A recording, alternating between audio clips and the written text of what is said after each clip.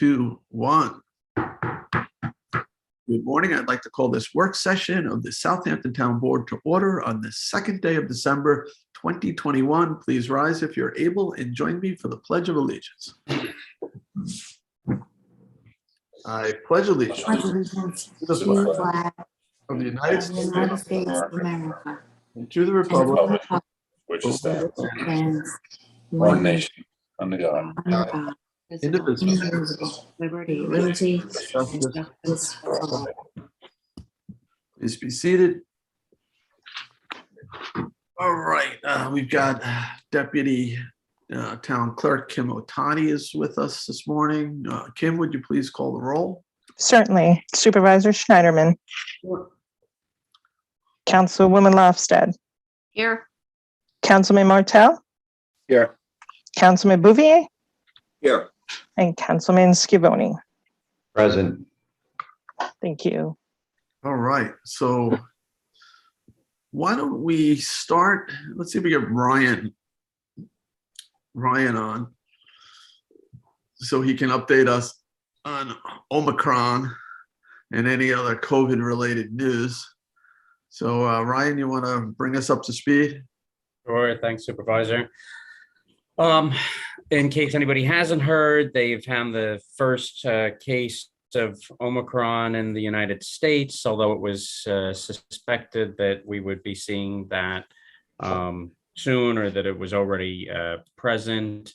It was first detected in California. I don't believe that we've had any detections yet in New York State, although I think when I heard the news reports yesterday morning, they said there had been no detections in the United States yet. And then by the end of the day, they had detected one. So I probably just jinxed us for New York State detections by saying that. Again, they're stressing that the vaccine is the best line of defense from this new strain of the virus. The same way, we've had multiple different strains that have come through already. Obviously, we're already up to the O's here. We are all very familiar with the Delta variant, and the vaccine has all three vaccines have held up pretty well against the Delta variant so far. Omicron, reports out of some of the countries within Africa are indicating that, the mortality rate is really not showing much of a difference in terms of, Omicron versus other variants. It's the contagion rate that seems to be a bit higher in terms of the spread ability of Omicron. Obviously, we don't want to see any increases to mortality rate. We don't want to see any increases to spread rate, but it is here within the United States, and certainly something that we're keeping our eye on.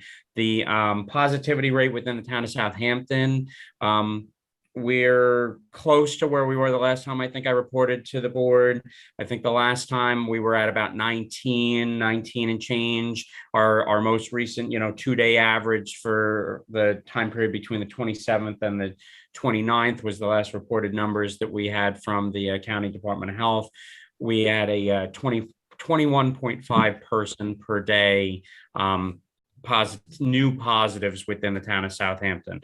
That's certainly not, where we had been at one point in the pandemic, but it's a lot higher than where we were, say, at the beginning of October or back in September, where we had actually dipped down to like 9 positives or 8 positive people per day within the township.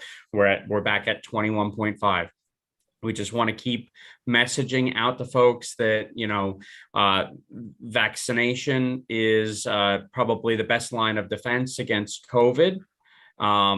If you're not vaccinated yet, please consider it.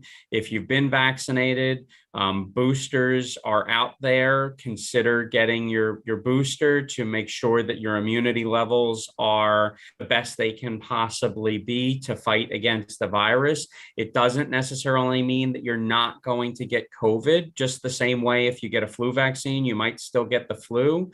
it's just the difference between getting COVID and ending up seriously hospitalized, potentially in an ICU, potentially on a ventilator. Whereas if you're vaccinated, you stand a much better chance that what you're going to experience are going to be minimal effects. It's going to be more like getting, a cold than it is going to be putting yourself into a hospitalization situation. So consider it. And with holidays coming up, holidays already upon us, we've seen increases since Halloween. We saw the same thing last year too. We're in that season now where people are gathering a lot more. Please be mindful of, crowds and the groups that you're with. And if you feel sick, don't underestimate those symptoms, especially if you're a vaccinated individual. What might feel like a head cold might actually be COVID. If you're going to be gathering with folks, consider testing. Whether that's going to a clinic or a doctor's office or a pharmacy and getting a rapid test, or whether that's even just a simple at-home test. Although the reliability of some of the at-home tests might be a little bit lower, at least it gives you some sense of where you're at. And it's not a bad choice if you're going to be going to a gathering with a lot of family members, to just kind of know if the symptoms that you're experiencing are just allergies or a cold, or whether it's COVID. So be mindful of that stuff. Try and still maintain, social distancing if possible in large group settings. Hand washing, respiratory hygiene, covering coughs and sneezes, and just, do the right thing and do the things that we've been talking about as strategies to try and fight against COVID for, almost 2 years now. So just kind of keep all of that in mind. It's not behind us, it's still here. And, we can live with this situation if we're just smart and do the right thing to try and deal with it. All right, any questions for Ryan?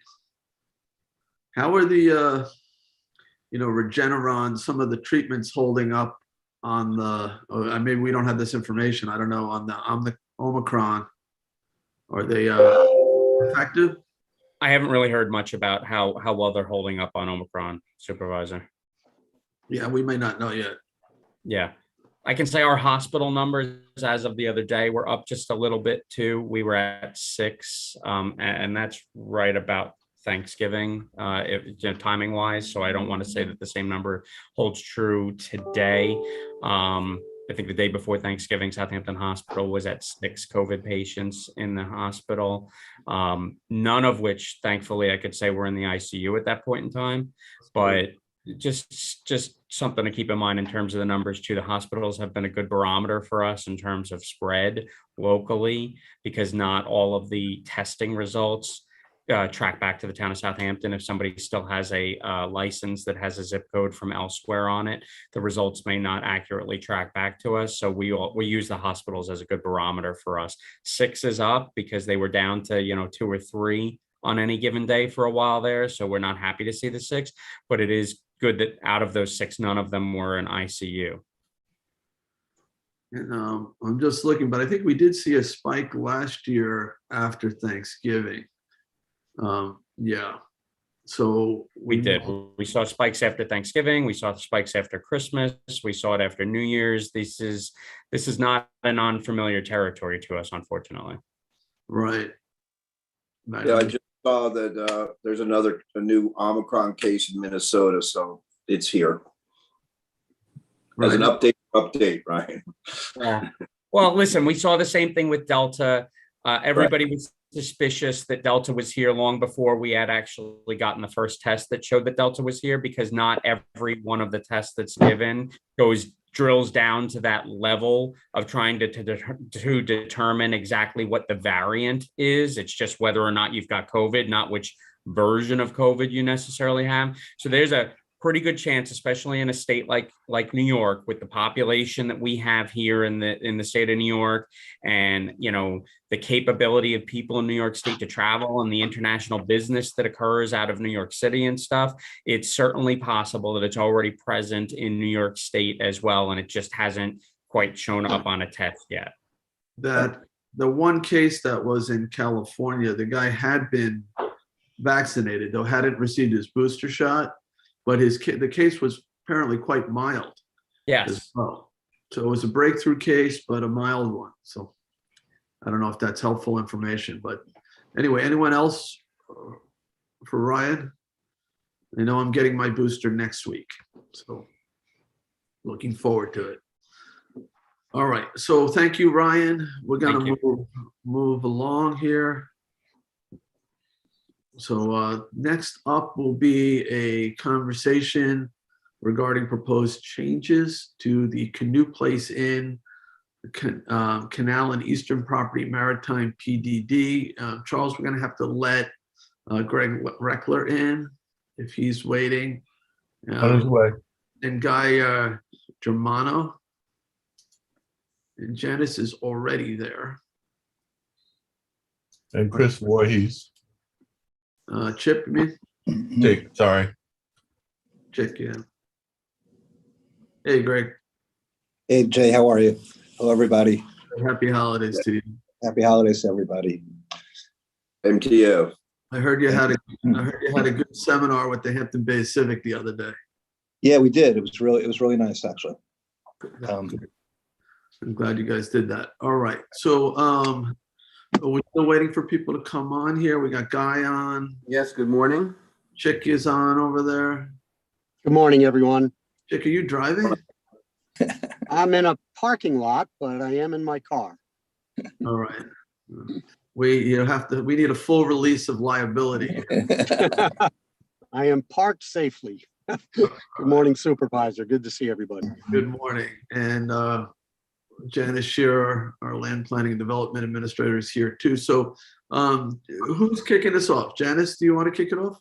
Yes, thanks. Thank you, Mr. Supervisor, members of the board, and the Reckler team. I just wanted to just give you a little background on the purpose of that CPICE Maritime PDD, and I'm looking right at the code here. And the objectives of that PDD were to, among other things, protect the historic and scenic resource of the Canoe Place Inn, maintain the existing nature of the local economy, while working to enhance the diversity, particularly in the areas of tourism and the second home industry, and devise strategies around this. And it said focus future visitor promotion and attract on the shoulder seasons and on attractions that do not increase summer peaks. But basically it was mostly about like investing in this canal piece with the public access and with the restoration of CPI to be a showpiece and tourism attraction, you know, overall. And there was a luxury townhouse component, which is the east side of the canal. And today Greg and his team will talk about how they want to sort of synergize that some more with the CPI. And I think that it meets the overall intent, and especially that if we'll be able to realize that public access in the short order, in the short term, it's a home run. So with that, I will give it to Greg and everyone else to talk about. Thank you. Great, thanks. And thanks, Janice. I think that really does explain the intent of the PDD. So, you know, one of the things, you know, that has happened, you know, in terms of, you know, restoring the old inn, was really our vision, you know, became more and more, you know, focused on what this thing really can become. Initially, it started out as really a community benefit, right? It wasn't, you know, it was to restore an old building, bring it back, and, you know, make it part of, the community.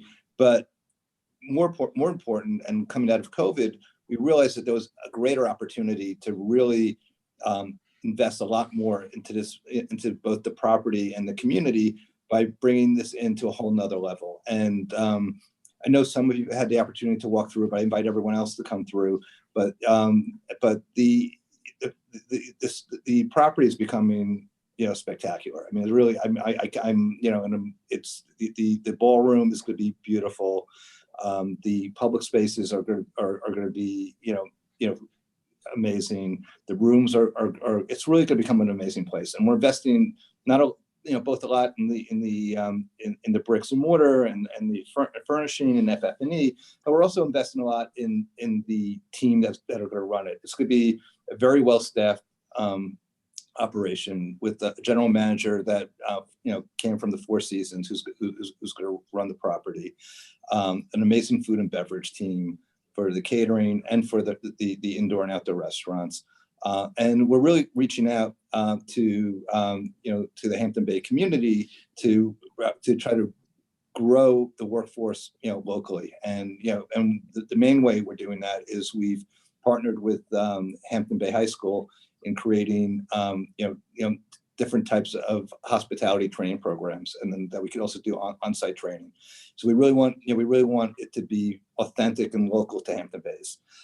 With that, and building such a strong operation, we started to look to the other side of the canal and realized that we're only 20 rooms and 5 cottages. We have the infrastructure to do so much more and add diversity in kind of room type. So right now we have 20 rooms in the main building, 5 cottages, which are they're nice, they're good sizes, but they're not very large.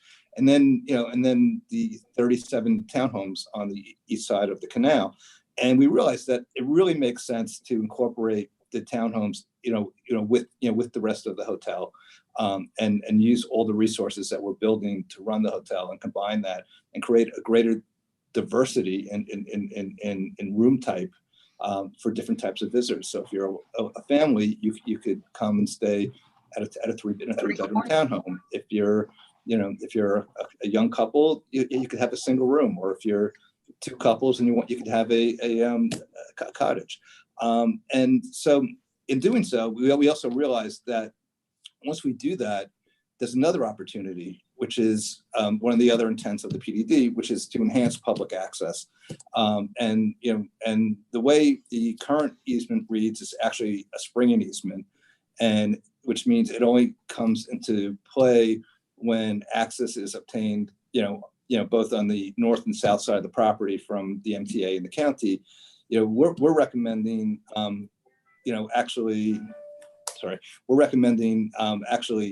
implementing that easement now as part of this change, where we're going to use the property more for hospitality, and create an easement that runs a loop around the property, so you could access the property from the existing public access way, and then walk along the waterfront around the property up to another, to the north, up to another viewing platform, and then an easement will take you out onto the sidewalk. So there will be a complete loop around the property for the public to use the property. And in this form where it would be used, as also hospitality, we think it makes a lot of sense. And as Janice said, it really does check a lot of the boxes of what the original intent of the PDD was. So I guess we should go to questions unless you have other presenters, Greg. I think we're here to answer questions. So let me start a question for Janice. What was the property zoned where the boathouses are prior to the PDD? Was it resort waterfront business? It was it? It was. I believe it was. Yeah. So it was a commercially zoned. It wasn't. Yeah, it had tide runners there for all that time, obviously. So it did have a restaurant, but that could have been a pre-existing. I would have to look back and remember. It had two restaurants up there. It had One North Steakhouse. At one point, it had Alton Kirk's, the bait shop. So I think it was RWB, which is a zone that allowed hospitality. You could have a motel in an RWB zone. So it's sort of how that property prior to the PDD was envisioned. Greg, I love how this place is coming out. I mean, the Canoe Place Inn looks incredible. I can't wait for June when you guys open to the public.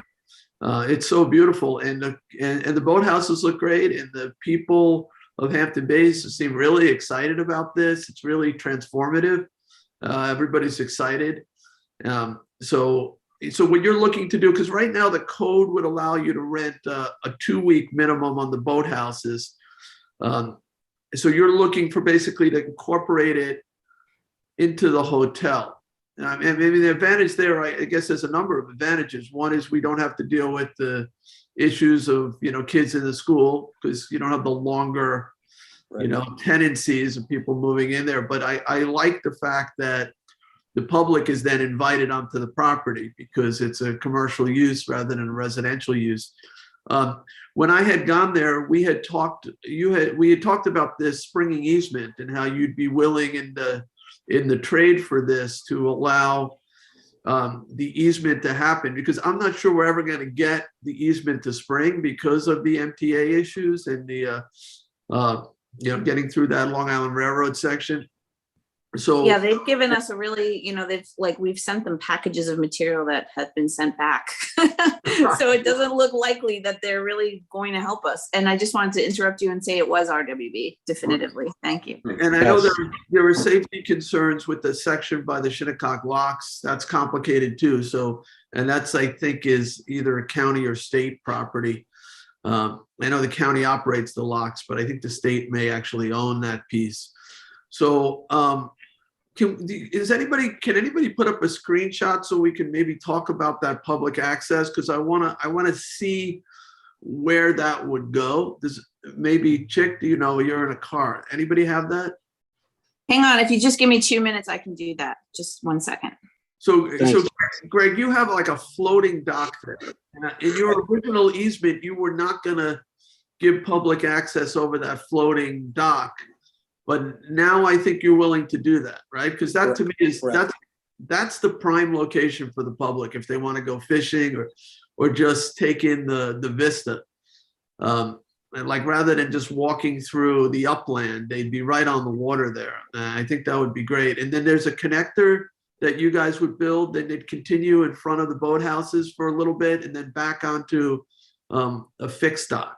Correct? Yeah, correct. Yeah, so I guess Janice will pull it up in a second, but basically it's a walkway down to a fixed viewing station, which over the water, then with a ramp onto the floating dock, and then a ramp back up onto land, which will take you around the lower portion of the swimming pool area. That we'll have to build a fence around, and then that will take you onto the dock that surrounds the boat basin, and then back up the stairs to a viewing platform on the north, and then out onto the sidewalk and back onto North Road. There we go. And I guess we'd have to indemnify you in some way for that walkway. Yeah, it's funny. Yeah, I think is it already in the? I think that there is a form of indemnity. Let's put that issue aside for a second and let's follow. If Janice, if you can use your cursor. So that's the public access there along the Montauk Highway. And then you get to a viewing platform there, right? Yep. And then you'd walk down onto that floating dock, or I guess it's a floating dock. Yep. It is. And then all the way across, and then you get to some sort of ramp. It thins out a little bit. Yep. And now you keep going. Then you're on the land now, but you're in front of the boathouses, in front of the bulkhead. And let's continue. So that's okay. If you could then put your cursor on that where we are right now in front of the boathouses. Yeah, we'd walk there. And it curves around behind the boat slips. That's the pool. That's the boat basin. And then you have a fixed dock there along the water. Yep. And then you could then go up to that viewing platform, up the stairs. And that you could also walk further down there too, along the water. Oh, yeah, that's not really shown here, but that would be something we would want, if you wanted to just go to the end and come back, so we'll make that red. Yeah. And then you go up on this sidewalk and then you can connect to the public sidewalks on North Road. So you'd walk to the right there, or you'd walk to the left? Well, this sidewalk connects to this sidewalk, and then there's, now you're on this side. You could, then that's public sidewalks. You could always cross. Yeah, this here is public at this point. They built that as part of it. Is So that you would just cross parkable the curb cut. I'm sorry? Is that parkable area on that So there- sidewalk? No. So there's designated parking for public access if you, Yeah. Janice, if you could go all the way to the north part of the Okay, South Okay. Park. South Park, yeah, right there. It's designated. No, here, no, Greg, I know, a little bit lower. I know. Right lower. there. Yeah, Right. you drive in and it's like in here. This is land banked and these are the spots. Sorry. Those are, But these are, those if there became more need, these spots could be opened. That's right. So there's, I think 9 spaces that are currently planned. Yeah, they're dedicated to, for public access. Correct. Is there a way to go from the Maritime Park on the other side of the canal to this? There's a sidewalk on the bridge, right? Yeah, correct. There is. I've walked that sidewalk. You could walk the sidewalk across the bridge and to the park. And we had talked about a switchback that would lead up to that from the Maritime Park. That's all right, Janice, you don't have to go that far. Yeah, but I agree. We should include the easement on the rest of that fixed dock to the north. Janice. Yeah, that would be the only other comment I would have, Yeah. so that you could Yeah. walk down to the end and turn around and come back. Right. Correct. yeah. What were you Initially, looking we were for? talking about stairs and having to climb up this hill and go underneath the railroad bridge, and it's just kind of it's kind of a safety problem. Can I ask about accessibility on this thing? I see there's existing stairway to deck. If you're in a wheelchair, is this something that you'll be able to enjoy, or there won't? No, I think the only thing you can enjoy if you're in a wheelchair is the viewing platform. Yeah, that's ADA compliant. Yeah, which I think is lovely. I mean, it's a nice place. I don't think you're gonna want to, but the rest of it really is impossible. It can't be. It's just not possible. But wait, Greg, there are Yeah. stairs to get to that viewing platform from the walkway. You can see them. No, you'd have to, what he's saying is, I think that you'd have to go from upland onto that viewing platform. You wouldn't be able to go down those stairs that get you Right. to the walkway. That's what I'm saying. That's what I'm saying. The other viewing platform, not that The other existing. viewing, yes, the other Oh, viewing. yeah, Yeah. if you're handicapped, you would be on this one and That just one's the park. handicap Yeah. one. Yeah, that's what I was referring. That's what I was referring to. Okay. Sorry, I was gonna say, yeah, there is stairs on that other one. Yeah. Yeah, the stairs there. The other one is also stairs that lead to it, I think. Yes, that's right. Yeah, there's a lot of topography there, so. Yeah. What were you looking for from the NTA, Janice? What were you looking at? Just an access agreement, but they really didn't want anybody kind of like walking underneath that railroad bridge, and it was a steep slope there and awkward connection. So actually, if I stop sharing here, well, I'm gonna try to get to this, but anyway, yeah, they didn't really want. I'm gonna reshare something as an aerial. They didn't really like that idea. So I think this is a much better plan as far as public access goes. It's improved, it's safe. There's no like walking under a bridge falling into the canal, like none of that. It's all safely, laid out now. Yeah, and it's all new. And it's all new, right? So they're all new improvements, which is nice. Just if you. So Janice, could that possibly be because the MTA has some future plans for the second track?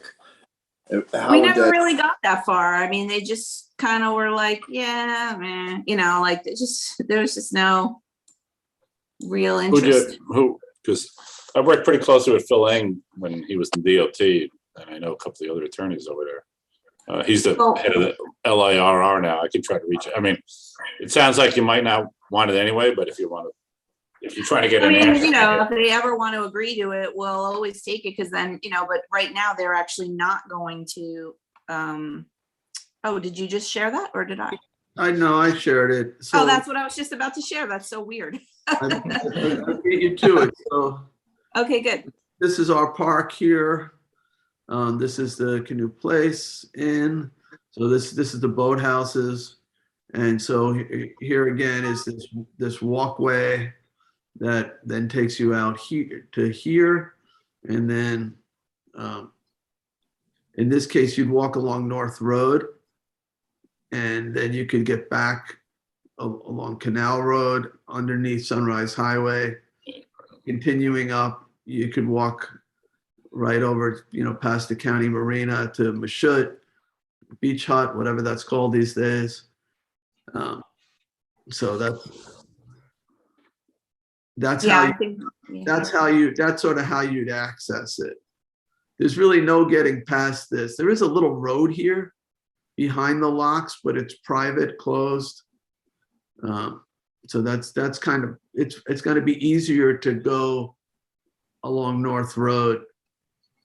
And then we talked about doing some sort of a switchback, a stairs from the Maritime Park up. But worst case scenario is you should walk along the road and pick up the sidewalk and come around this way. Yeah, there's a lot of grade there. There's a bit, I looked at that too. I think we looked at it together. It has to be, they're over 30 feet of grade differential there. Or when Greg builds the zip line across, then. All right, I'm going to stop sharing here. All right. So, okay. I like the zip line idea. We're not indemnifying that, though. You're on your own, Alan. So let's talk about this. Obviously we'd have to hold a public hearing. We'd have to amend the PDD. I believe we'd need 4 votes to amend the PDD. The basic trade is they want tourism-based use for the boathouse so they can rent it on a shorter-term basis. I imagine with those large units, you're really not going to look at one-night rentals. They're probably looking at like weekend or weekly rentals.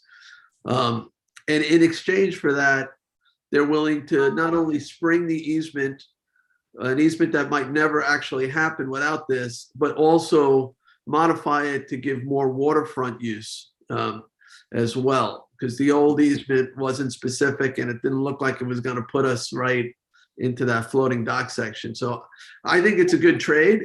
Obviously we'd have to have a public hearing and we'd have to get some public support for it. But I like the idea. And I Yeah, Jay, I have a couple I'm questions. sorry. I just want to just address one thing you said before. We actually would be looking to use the same language for the motel resort as defined for the CPI in the boathouses. That the flexibility that we would need. Right. So they'd be just like the cottages at the boathouse, right? Right. Correct. Right. Yep. All right. So Julie, you had some questions, right? Sure. In the letter that we received, there was actually 3 asks. And so my questions are on 2 of them. That the loop seems fine to me because obviously the MTA has given us problems, so that's fine. My first concern is the tax implications of townhomes being changed to resort. And I had followed up with the town assessor's office and they said that the assumption is that they would be taxed lower. So that's concerning to me because I had always thought, although I wasn't on the board when this was approved, that there were 2 things in. We all know we wanted to save. Some of us wanted to save the CPI. I thought that was important, but also to have a sort of second home place for people who wouldn't have kids in our school to begin with, and to have a bigger tax base. So that's one of my concerns. And the other is. There was also something about revising the water district interconnect, and I don't know any additional details on that. So if somebody can tell me what was the particular ask on that one. I can answer that, and Chick can speak to that, I'm sure as well. So initially the request included, you may recall that we had to do a supplemental EIS when we adopted the code due to some litigation, and they sent it back to do a harder look on the water implications. And at that time, you didn't have your 10-year capital improvement plan really approved and underway. So the applicant, the ideal scenario was to bring the water, across the canal, but to have one developer do that when it was a district-wide improvement, it wasn't a proper, or didn't appear to be, and the level of exaction was too high to place that burden on the applicant. So we settled on, there was a number of discussions in that supplemental EIS, and the board settled on they would do an interconnect so that during peak time, if in an emergency, the water source would switch and the county's water supply would be accessed at that time. And that's what the interconnection does. We have since, as you know, as commissioners of the water district, you're already right now doing bringing in the directional drilling and bringing the water over from the canal. So we are solving the problem in that way. Now, what about those interconnects? Well, the county started to tell us that the water district is going to have to pay whether you use a drop of that water in an emergency or not. You're going to have to pay, on the order of maybe $3,000 a month just to have that as an option. That's the Suffolk County Water Authority, right, John? Suffolk County Water Authority, when we were trying to do those agreements about, this, said, oh no, you'll have to pay a monthly fee no matter what, which is unfair to the water district because you don't know if you're ever going to need that water. And then you're doing it anyway. So instead, the money that they would be paying for the interconnects, they should just put toward the project of the directional drilling. And that will, meaning the recklers. Okay, Yes. all right. So, Okay. Yep. so it will be the same amount of expenditure just for a different solution, which is actually the preferred solution. Okay, thank you for that explanation, but I still have questions about the tax implications. And just to stay on the interconnects, are they going to stay in place? Excuse me, Julie, I know this is your question. And just No, because they have not been completed. So, and there's no need to complete them now because then what would we wouldn't be able to use them because we'd have to pay the Suffolk County Water Authority $3,000 a month. It was my understanding that they were complete and that the water pressure was lower on the county side. But I guess this is a conversation for another time. Thank you, Julie. It wasn't an interconnect. The interconnect exists. It was an automated valve. Right. That Right. automatically turned on when the pressure dropped on our side. But there was a cost for that, the maintenance of that valve, which was really high to the water district. And we don't need the automated valve if we have adequate water supply to that side of the canal because we have this redundancy. We'll have two pipes. So, and I don't know what the original cost of that automated valve was, whatever that cost was. I believe it was over 100,000, but that's something that'll have to be borne by the recklers. And rather than doing the interconnect valve, we just have it go toward that secondary pipe. It'll be the same cost, but it won't be the same cost to the water district, which is the Hampton-based taxpayers, because that $3,000 a month is, $36,000 a year. So that becomes a lot of money. Yeah, I thought that was also involved, the difference between the consumption for drinking water and the use in fire emergency. That had I thought that was really where the discrepancy was when we talked about it originally. So, because the use would be very rare, if at all, but the consumption remains the same. You're not adding to the project. We will be able to open up the valve if we need to. Right. So I'm saying I don't think it's germane because it works in both cases. It satisfies both needs. Maybe I have that wrong, but right, it does. Right. Julie, to address your question about taxes, I too I was curious also how this would affect the taxes, and so I did reach out to the town tax assessor to Lisa Gorey, and she's going to put together sample valuations that we could. So we're going to do a study based on her input. And we'll come back and revisit it. But I do agree that was an important part of the original PDD was increasing the tax base. Okay. Right. It might not really have very much difference at all when you come down to it. It's really going to have to be based on the use, Julie, and this will be there'll be an income analysis now for sure. I mean, they look at it both ways typically anyway, do like kind of a sales comparison approach and an income analysis approach. But here, if you're not going to be selling them, then it'll be an income analysis approach, and assume that they'll probably do pretty well with these renting these units. So But we'll see that analysis before any decision is made. Yeah, well, yeah, and it could change, as the years go on, it might fluctuate, as far as, good years, the assessor will be taking a look at that as well, so. Yeah, I would have to make my decision based on that information. Yeah, I think the original discussion was if there were gonna be sales, they were not gonna be treated, the assessment was not gonna be treated under the condos, it would be the townhouses. Condos Yeah, under the because- state law are valued lower, but not necessarily in this situation. That it might not be as, might not be a dramatic change in the tax revenues from. Well, I think you have to also look, I think it definitely will be a lower tax implication. I think, Julie, to the hotel. Hotels are taxed too. I looked at Hampton Maid, they are a large tax paying entity. But there are other economic benefits. No kids in the school. So that's helpful, but also hopefully the tourism component will bring money into the local economy and support the local stores, local restaurants, and have a positive, a larger economic impact.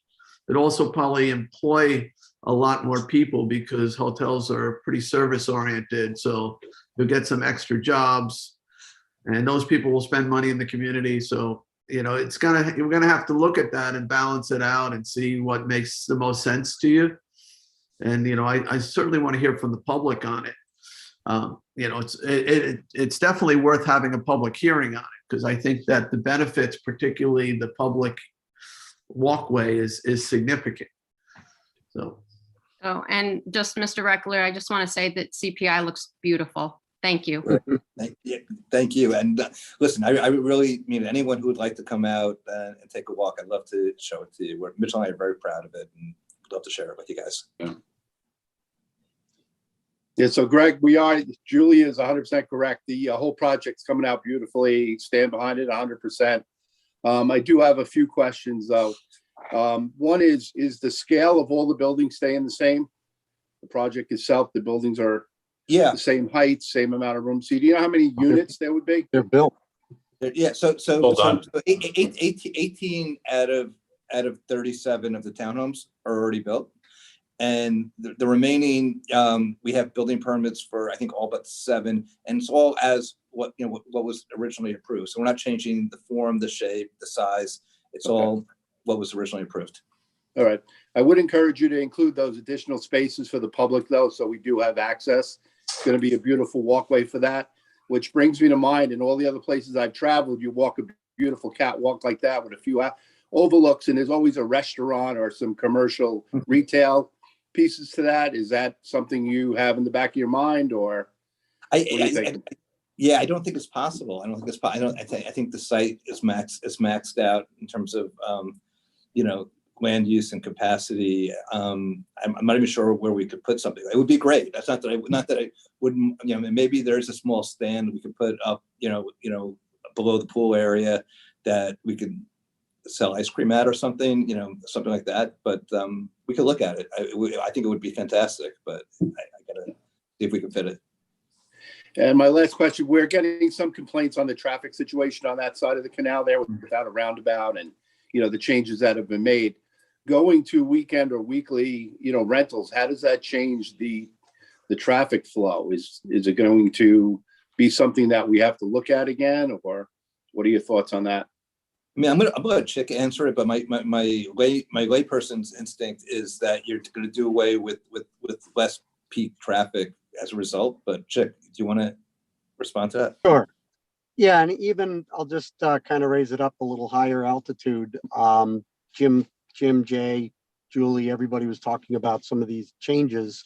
We will have to address SEQR, the State Environmental Quality Review Act. This did have an environmental impact statement when it was approved, and the town adopted findings. So pretty much all of the things that we're talking about fit well in the SEQR process. Jay, you talked about having the hearing. I was expecting that we would prepare an environmental report. I'll just turn an expanded environmental assessment form.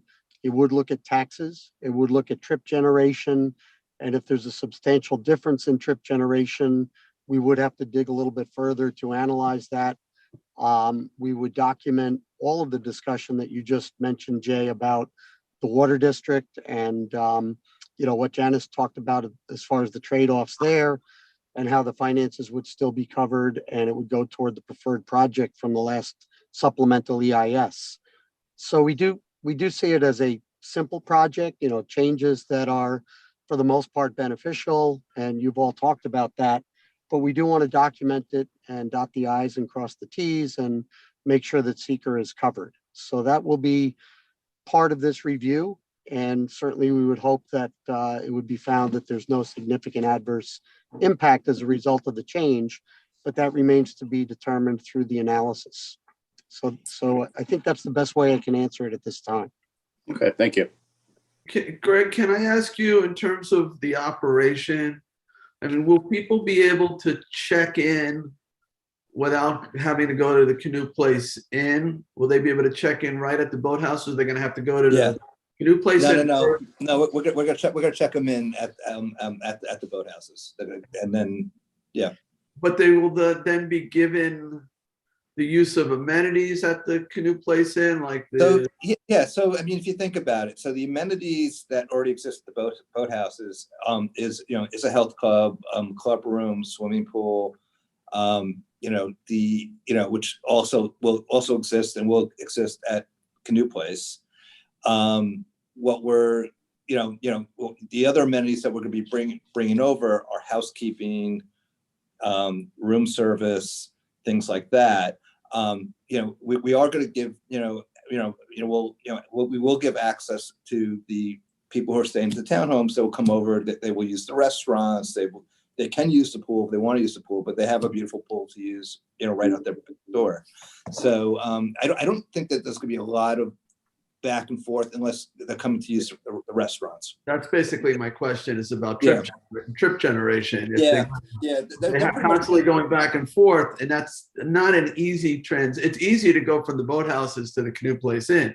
It's not easy to go from the Canoe Place Inn back to the boathouses. Yeah, so we're gonna, again, we have a lot of great amenities already in place at the boathouses, which are going to be used by the people who are staying at the boathouses. Okay. Yeah, so we'll have to look at that in the secret context. If there's additional traffic, we might have to at least be aware of it. Yeah, I think we'll analyze that, Jay. Yeah, so obviously we'll analyze traffic, taxes and the economics of the whole thing, and that has to be part of this for sure. All right, any other questions? Yes, I do. Tommy John? Thank you. And thank you, everyone. It's good to see you here. And really, the project is coming along quite well. It's beautiful. I remember when the CPI was in use, at least as a club anyway. Yeah. Good times there. So getting from the boat, crossing the canal to get to the catering facility from what's now could very well be a short-term kind of rental facility. I don't mean to call it that. It sounds like it's going to be very nice. I'm understating it. I don't see people in tuxes and gowns crossing the canal. I know it can happen. Do you plan on kind of an upscale van kind of situation? We're going to have shuttle service that does multiple things. It's going to definitely take people back and forth. If there is an event, we'll shuttle people back and forth if they're staying at the boathouses. We're also going to use it to bring them into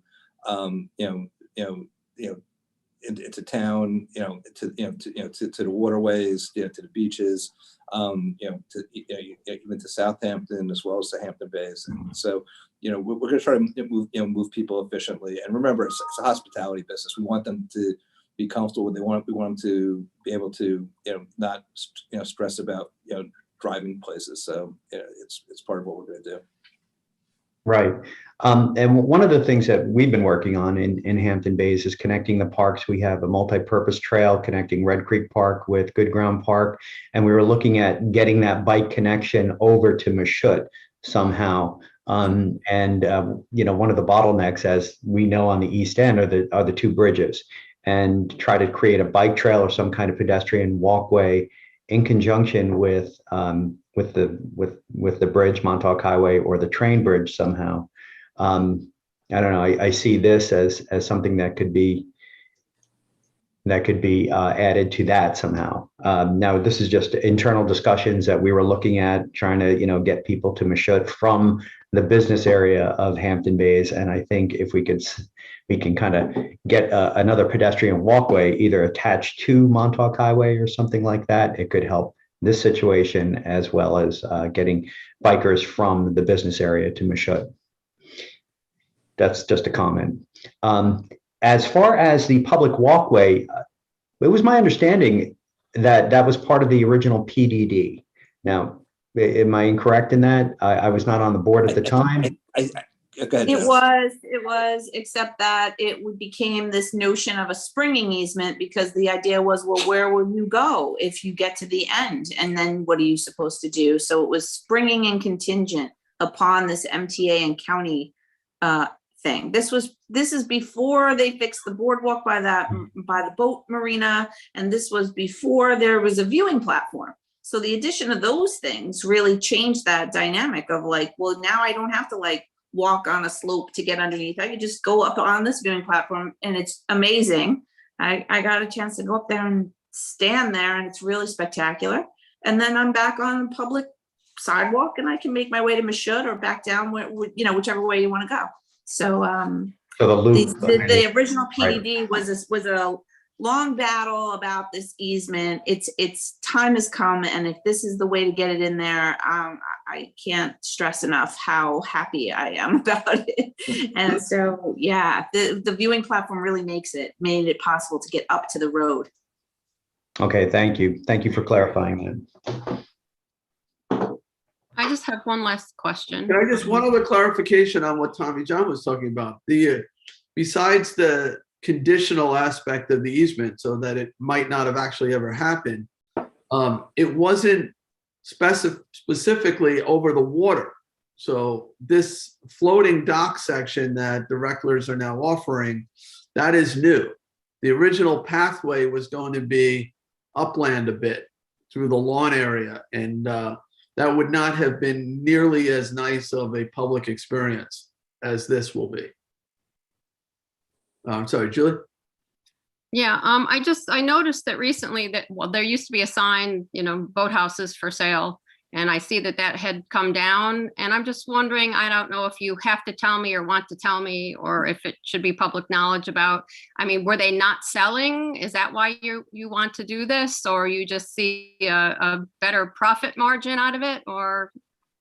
It's a combination. I think, we stopped offering them for sale, in the middle of COVID last year. And what happened was,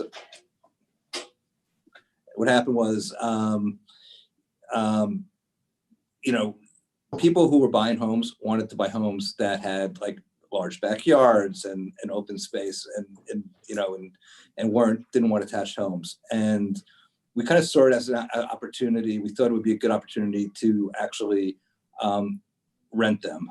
And the other thing that happened also is we had to slow the project down because one of our conditions of our approval is we can only pull COs by phase as we've completed other phases for the inn. The inn, God bless her, took a lot more work than anyone can imagine, because it was a restoration. So we had to slow down anyway. We decided we should rent them in the meantime. And as we're doing this, and the inn is really developing, as I mentioned earlier, we decided it really makes sense to incorporate them one way or the other. So I guess without any amendment, we could rent them through the hotel for 2 week stays, I guess, and we would we could consider doing that. But we think it's we really took a step back and re-envisioned the entire project as one project. Thank you. I don't think you're precluded from doing a condo motel if we do this. There are a number of, this is sort of the business I used to be in, So like the Montauk Manor is a condominium, but each unit is owned differently, but it's run as a hotel. And if an owner wants to use a unit, they use it. If not, they turn it over to the rental program. So, I don't think that this would stop you from being able to sell individual condominium units with the knowledge that the owner could use them or participate through the rental to get income. And I guess I know I said last question last time, but obviously not. In Hampton Bays, we do have an issue with hotels and motels, I guess motels, being used as full-time residences, overcrowded, not in good shape. I'm hoping, I certainly would never expect those boathouses to go down that road, but is there any like a covenant or anything that can be put in? I don't know. Oh, I mean, listen, I can't ever imagine that, for what we've invested, and Mitchell and I, we've owned the same properties in our family, since 1960, right? And we, every property we own 105 different properties in our portfolio. We take care of, we maintain. I mean, do they also always stay rented all the time? No, but we're a large organization, and we have, and we take care of our property. And that is Greg, just a question on that same subject. I'm sorry, did I? No, sure. Go ahead. Maybe to answer Julie's question, I think perhaps we could work out some sort of language. I mean, obviously, we're switching from sales to using it more in line with the almost a resort use. We could probably come up with some language. I can work with Guy on that to say something that we'd have to protect it from going back to full-time apartment uses. We can certainly do. I think we. I'm not. The question I wanted to ask is to that point. If you're going to do a tax analysis or school impact analysis, you have to know what that balance is going to be between ownership and rental, and you have to have some kind of cap or some kind of ceiling on that in order to have the worst and best case scenarios in order to inform the board as to what those impacts might be. So is that something? Are you alluding to that, Jim, that can be part of this so that you don't end up in a future scenario where everything is sold and there's no control or no understanding of what impact that has on the school? You already are at that point. The board has already approved 37 residential townhomes, and we did that analysis to death. So we know that. You're almost swinging a step away from that to hospitality with the final thing being the residential townhouse. I'm totally appreciative of that. I think what I'm trying to say is that the model is different. Yeah, absolutely, Janice. I totally agree with that. I think you actually have a great opportunity here. I like this idea, and I support it.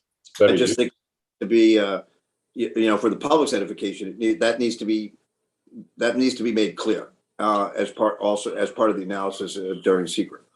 That's all. Yeah.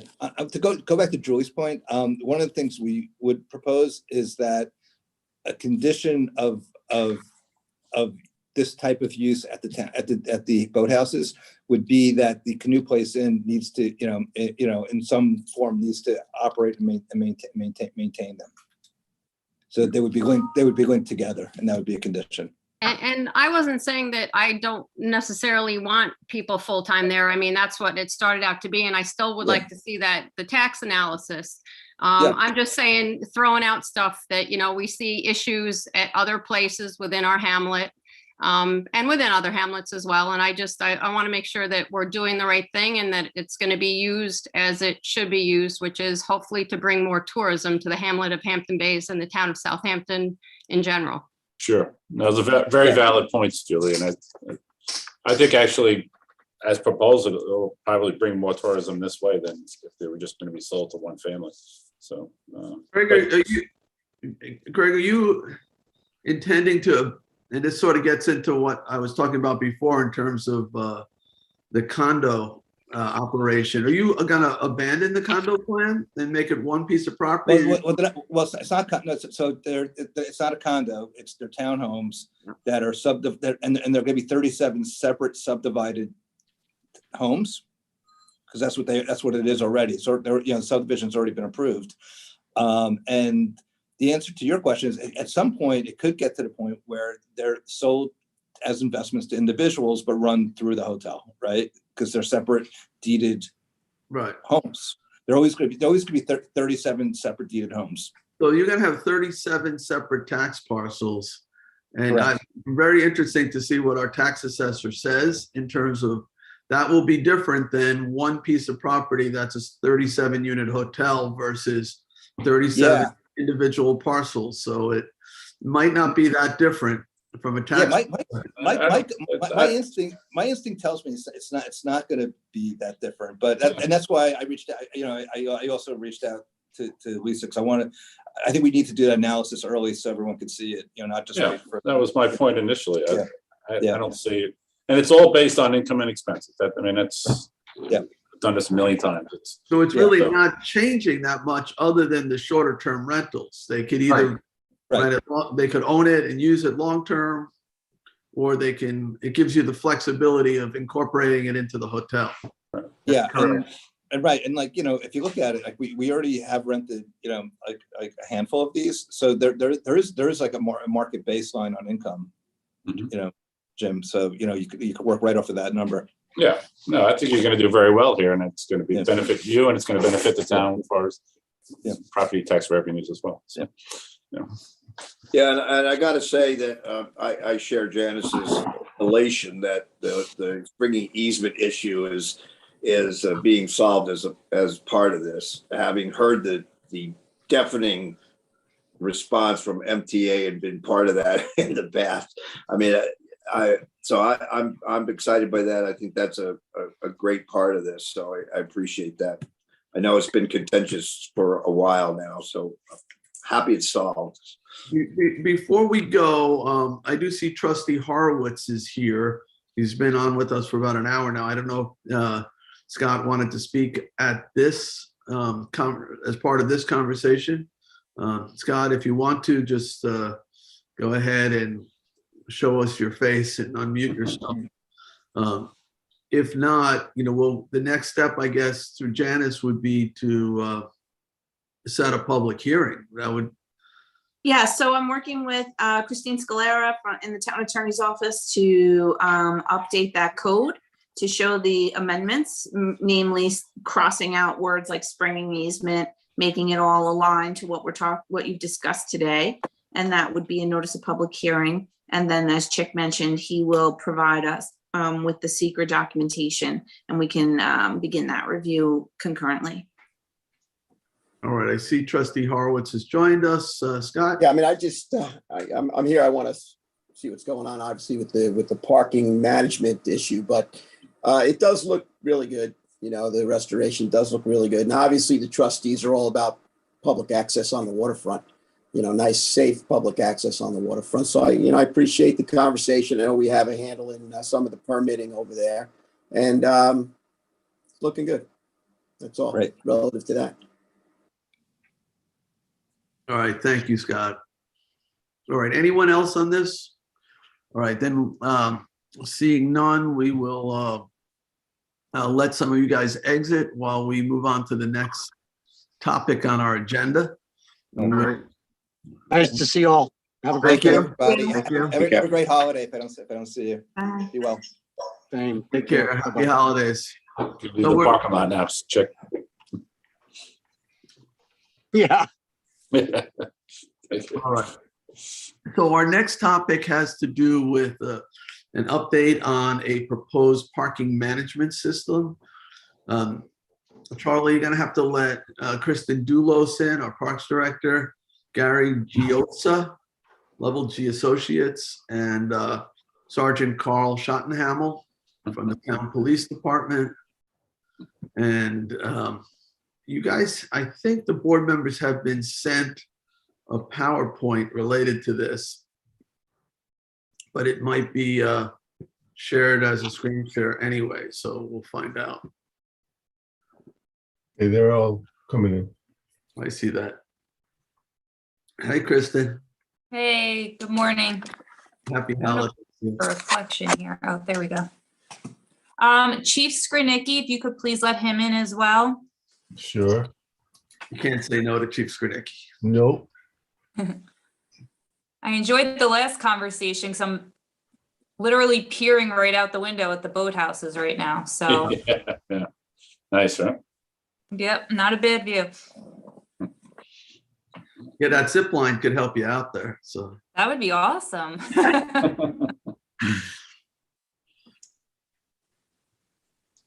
better than One of the few has the athletic ability to do it. better than a catapult. All right, we got Chief Skrinicki with us too. So, Kristen, are you going to introduce us? Sure.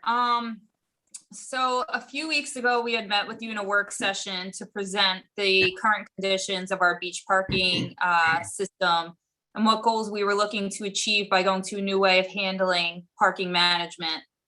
Some of those options included virtual permitting, the use of license plate technology, utilizing gated systems, kiosks, handheld and vehicle mounted devices. Based on your feedback and further investigation into various systems, we're prepared today to present a phased approach to the piloting and implementation of some new systems.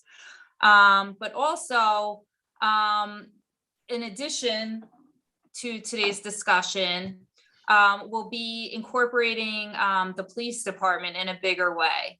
From the start, we were always looking down the road as this being a piece of a bigger holistic approach that would mesh with other departments to streamline our operations.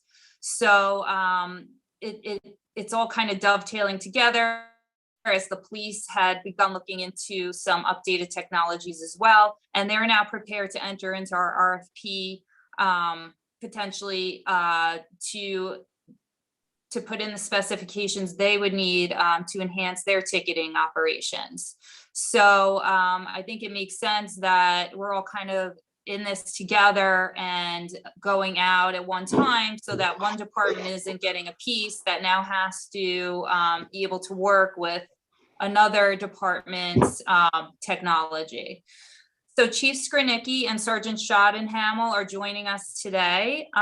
We have some information within the PowerPoint presentation on what they're looking to achieve, and they could speak more to that when those slides come up. We have Jerry Giosa, our consultant here. So I'm gonna hand it off to Jerry, he'll put up that PowerPoint that was forwarded to you yesterday afternoon.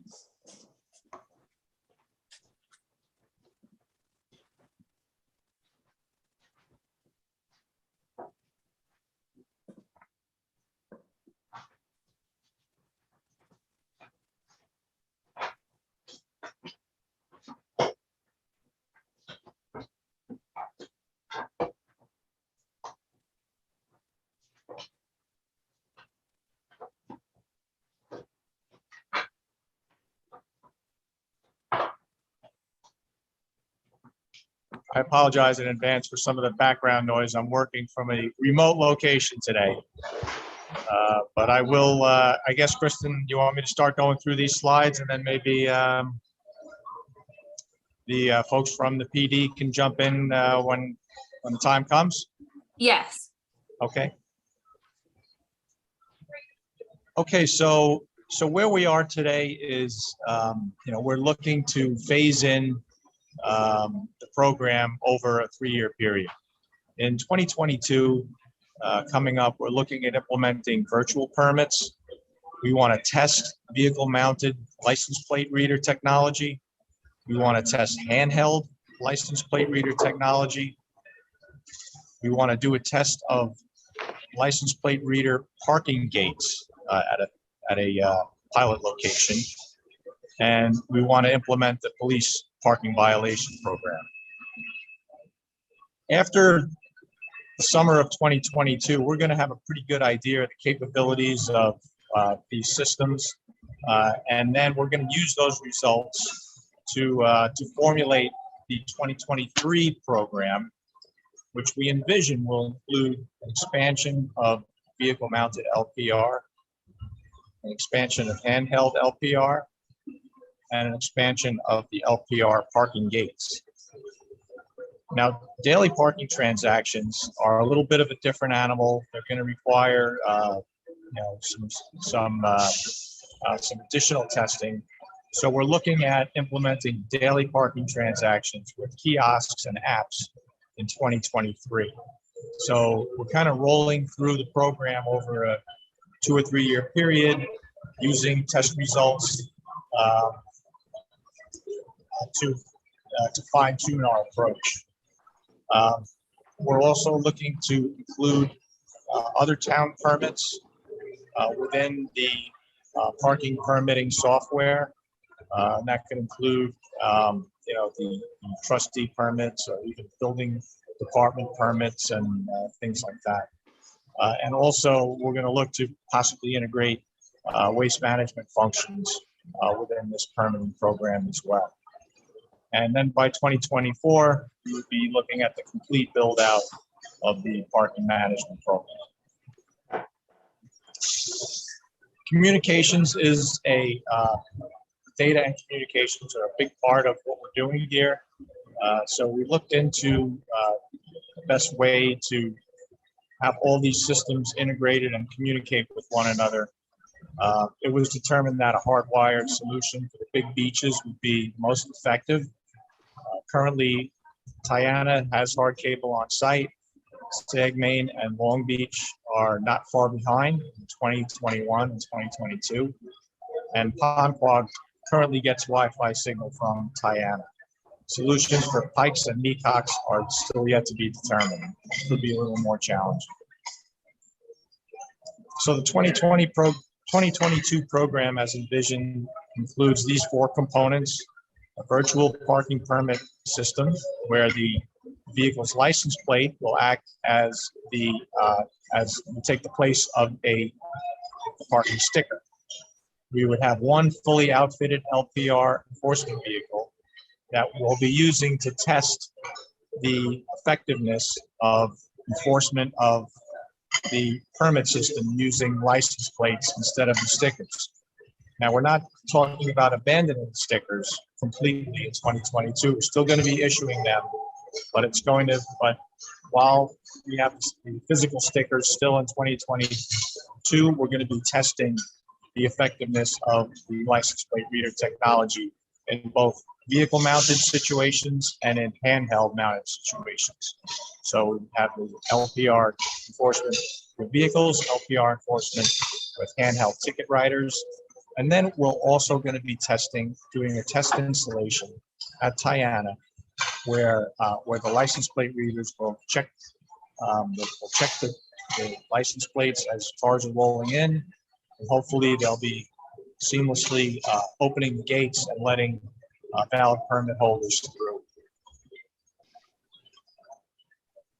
And the goals and objectives of this program are physical permits will still be issued and sold at the beaches in 2022. They'll select a vendor. We're going to hopefully we'll do an RFP in the near future to get a vendor on board.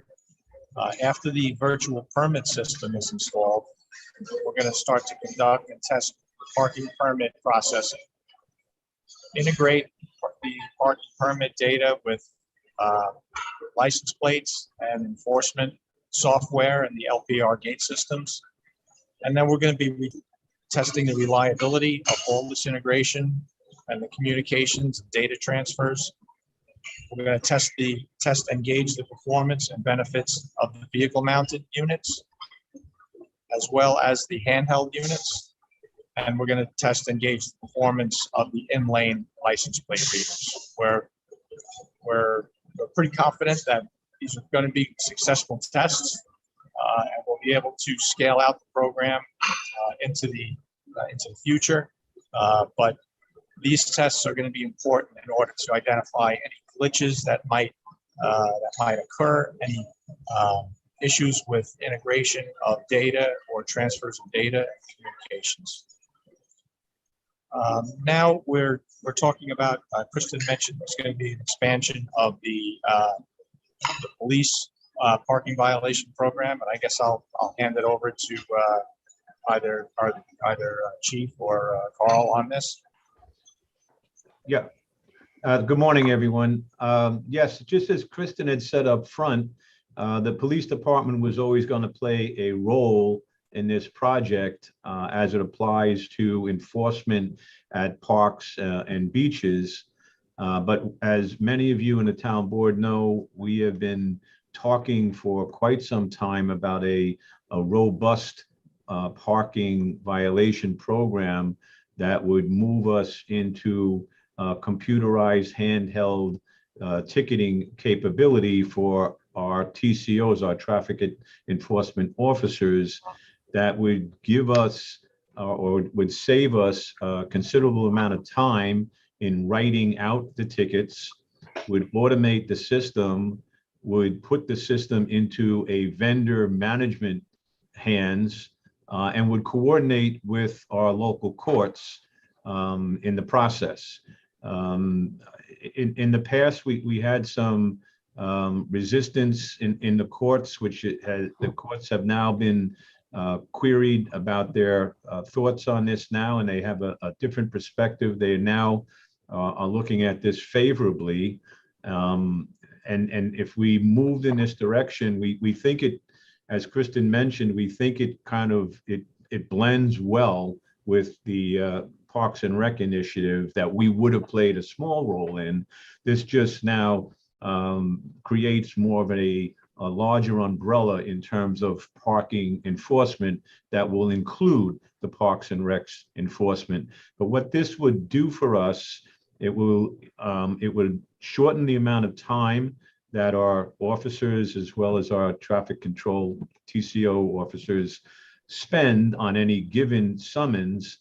And I think the big benefit would be the expediency that through a vendor, in terms of notifying the violator, giving them the information regarding the fine, and collecting the fine. Of course, there'd still be a challenge that could be adjudicated through our local courts, but the management company would handle a lot of that, and would take a lot of stress off the courts, which the Justice Court is happy about right now.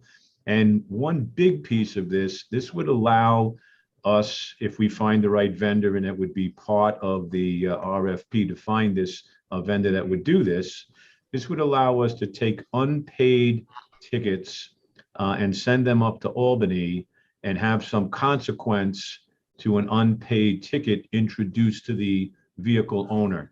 By that, I mean either a suspension or a revocation or a disallowment of a registration to continue if that fine is not paid.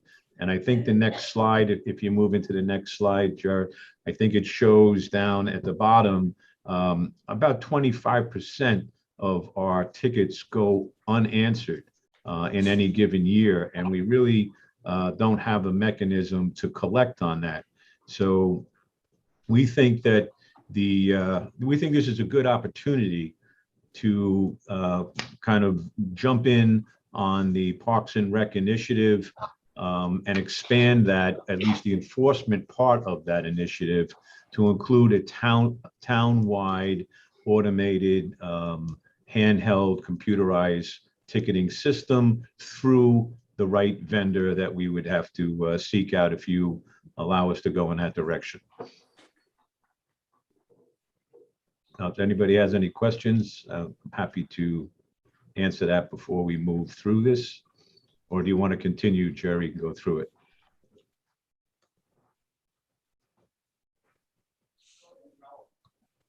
We could keep rolling, and then Come back. unless anyone has any questions at this time. So the timeline that we're proposing, here we are today, final work session, town board, possibly an authorizing resolution on the 28th.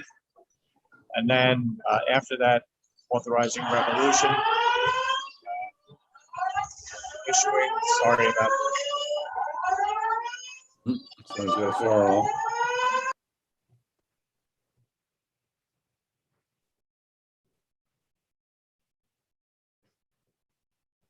Okay, I could kind of pick up for Sorry Jerry. about that. Oh, It's you a good, fire Jerry? alarm. Hopefully they found were able to shut that down. So anyway, we're looking after the resolution for an RFP to hit the streets on January 5th is our target date. And the RFP would be for the turnkey delivery of an integrated parking management system consisting of virtual parking permit system, LPR enforcement system, which will include the vehicle and handheld devices, the in-lane mounted system with 2 parking gates as a pilot installation at Tiana, and a police parking violation system. And we'll be, we already have a basic outline for this RFP started. We're gonna be flushing out the details, over the next few weeks. The proposals would be due in January. Be a review period for the proposals. Bring the vendors in for interviews, and then there would be a reporting resolution. Sorry, guys.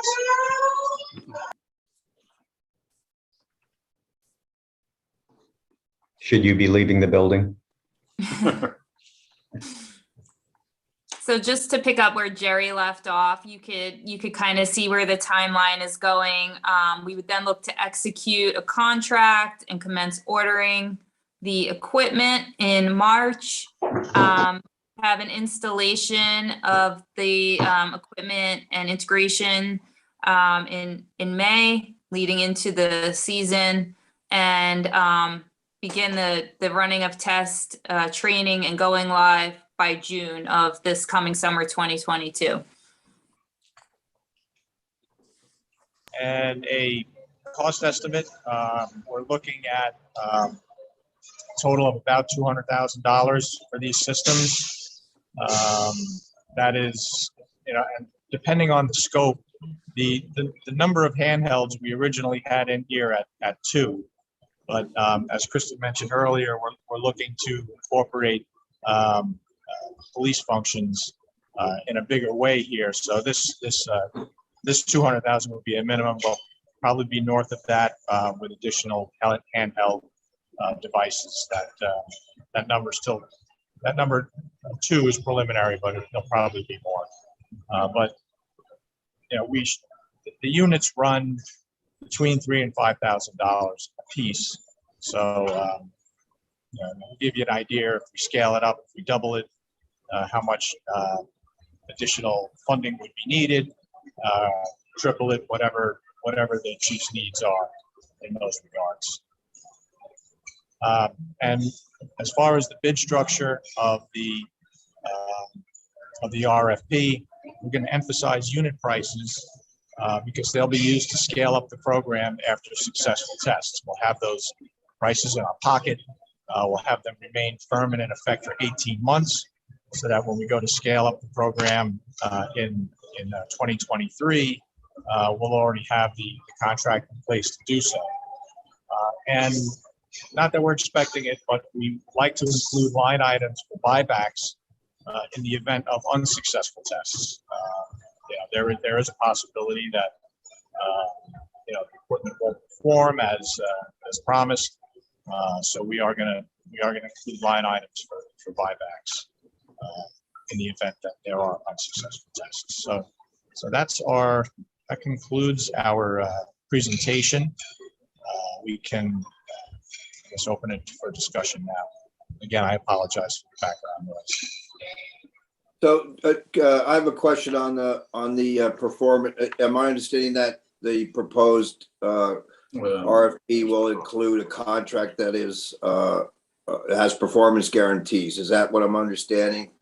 But what you mean by buyback? If there's a failure of the equipment to perform as advertised. Correct. Okay. Correct. That's the intent for that. Yes. And I had another question, Kristen, maybe, or Steve, maybe you can answer this. The cost sharing on this would be between departments. Is that what I understand? I think that still remains to be worked out, John. I don't know if we've decided on how that cost would be split. I would note, though, I think in the slide that had the equipment costs, I'm not sure, Jerry, if you included a vehicle, which we talked about. We would need one vehicle in that slide as well for our TCOs to drive through the parking lots and pick up the plates. That car would be equipped with lights and plate readers. We had talked about that, right, Kristen, as part of that program? Yes, we weren't sure if we were going to include that in the RFP or if we were going to purchase that separately through our own procurement. Okay. And then just one follow-up to that. You'd mentioned a waste management. How does that fit into that? You're talking about parks waste management. Is that correct?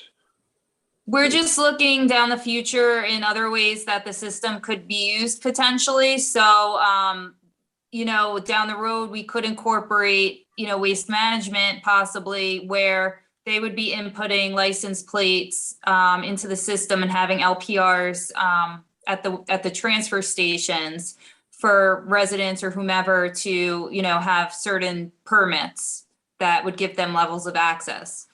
Yeah, So that makes great and sense. explore. I love that idea.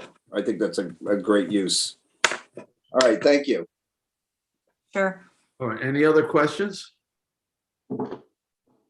Yeah. Yes, Kristen, I thank you. If we were to go forward with this, what would 2022 look like with the summer? How many beaches would have? We would look to pilot this at Tiana Beach, where it would have the gated systems there. We would have attendants on site still who can manually open gates. We understand not everybody would be in the system, especially at the very beginning of the summer. So we want to input all the license plates that anyone who purchases a permit online, the license plate will go into the system. When somebody purchases a permit at the beach, we would get those books back and then manually input their license plates in. So eventually, everybody or a vast majority of people would be in the system and could kind of go into Tiana, go up to the gate, the arm would go up, and we're testing proof of concept with that. That will also help the enforcement vehicle with the LPR test it as well, but they'd still have the physical permits so that they're not writing tickets on people whose plates aren't in the system yet. They'll still have that physical permit to look at. So that's how it would be looking for the 2022 season. It would still be the physical permit, but testing of this virtual permit. So in this phase, we would still need beach attendants at that beach, including, of course, all our other ones. Yes, I would So that expect won't staffing, beach attendant staffing will remain the same as it has historically in 2022. Okay. You touched on something about the activated gates. If we were to go through with this program, seemingly all of our beaches would have activated electronic gates. And to what extent does that need to be maintained, watched? Did they break down? This is salt air environment. What's the longevity on that? What's the lifespan on those? There are maintenance programs that you have to follow to keep the equipment in good working order, and then in the off season, the equipment can either be protected, covered, or they could be brought indoors. They could be unbolted and brought to an indoor storage facility. But you're correct. The whole mechanism can be taken out and brought to a garage and kept. It doesn't have to spend the winter there? Correct. The gates can be, and the cameras, I would definitely recommend that the cameras be dismounted and brought to an indoor location so they're not exposed to the elements over the winter. Are they designed to do that, or is it a? Yes. Yes. Okay. So that's actually, it sounds like that would be recommended for this program, is to remove them at the end of the season house them for the winter because the winters are pretty nasty here, especially on the beaches, so that they could last longer. It would be a cost-effective thing to do, right? That's correct. There'll be a standard 1-year warranty period. After that, we would probably enter into some type of service agreement with the vendor to maintain the equipment on an annual basis. Okay, I'd like to. Not usually the time. That seems like, that's an important component of this decision is, the maintenance and, all of that and, keeping the equipment up to date. And okay, and then what is the lifespan of the equipment? Well, we did run a pro forma on this. We assumed a lifespan of 10 years. I can tell you right now, I have clients that have this equipment in place for 20. But again, due to the elements where these gates are going to be located, the fact that there's not going to be a canopy overhead, I've assumed a shorter lifespan in our pro forma. Okay, thank 10 you. Years, 10 years. 10 years. Any other questions? Kristen, I think Tom Houghton had a question I saw pop up, but I couldn't read it in time.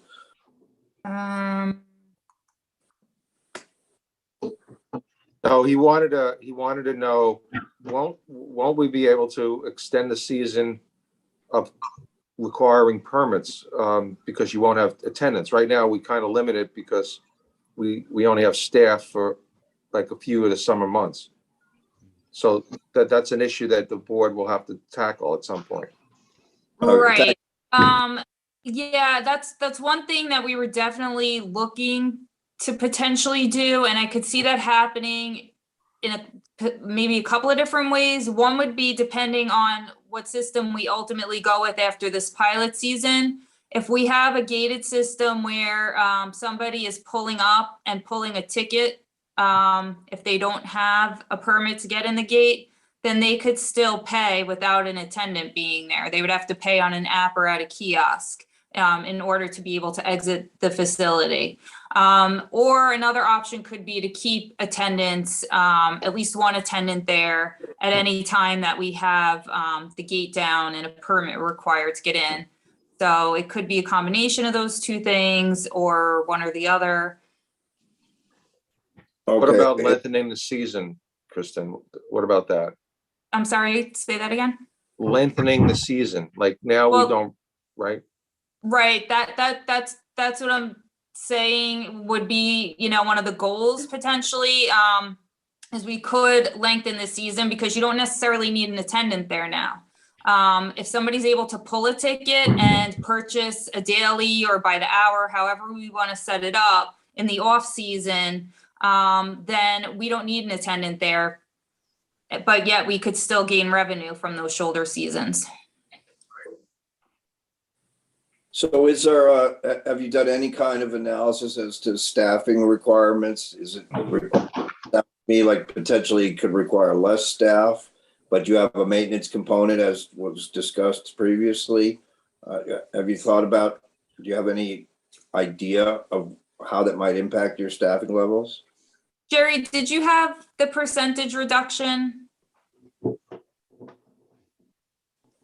Yeah, we were assuming that there would be at least one person at each facility who would be on site to address any issues with the gates. Because if there is an issue, the gate has to be opened manually. You need someone on site there. But I think the reduction was. I think the number was it 300,000 a year in savings on personnel? I think it was somewhere in that neighborhood for beach attendants. But yeah, I would say, it would probably be like the 2022 will be at full staff. 2023, maybe we would be at about 50%. We're still going to need staff on site to help, the public navigate through the new systems. to clean litter out of the parking lots, maintain the restrooms, manually open the gate if there's an issue or report maintenance issues. So we're never going to fully eliminate the attendance staff, but it would be reduced. We had talked in the past, though, that would likely get redirected towards increased enforcement officers. And maintenance. So like John's gonna And have the to, maintenance of the gates themselves and the kiosk equipment or whatever we end up going with. Kristen, didn't we have a profit and loss kind of projection on this already somewhere? Yes, there is a pro forma that I circulated following the last work session.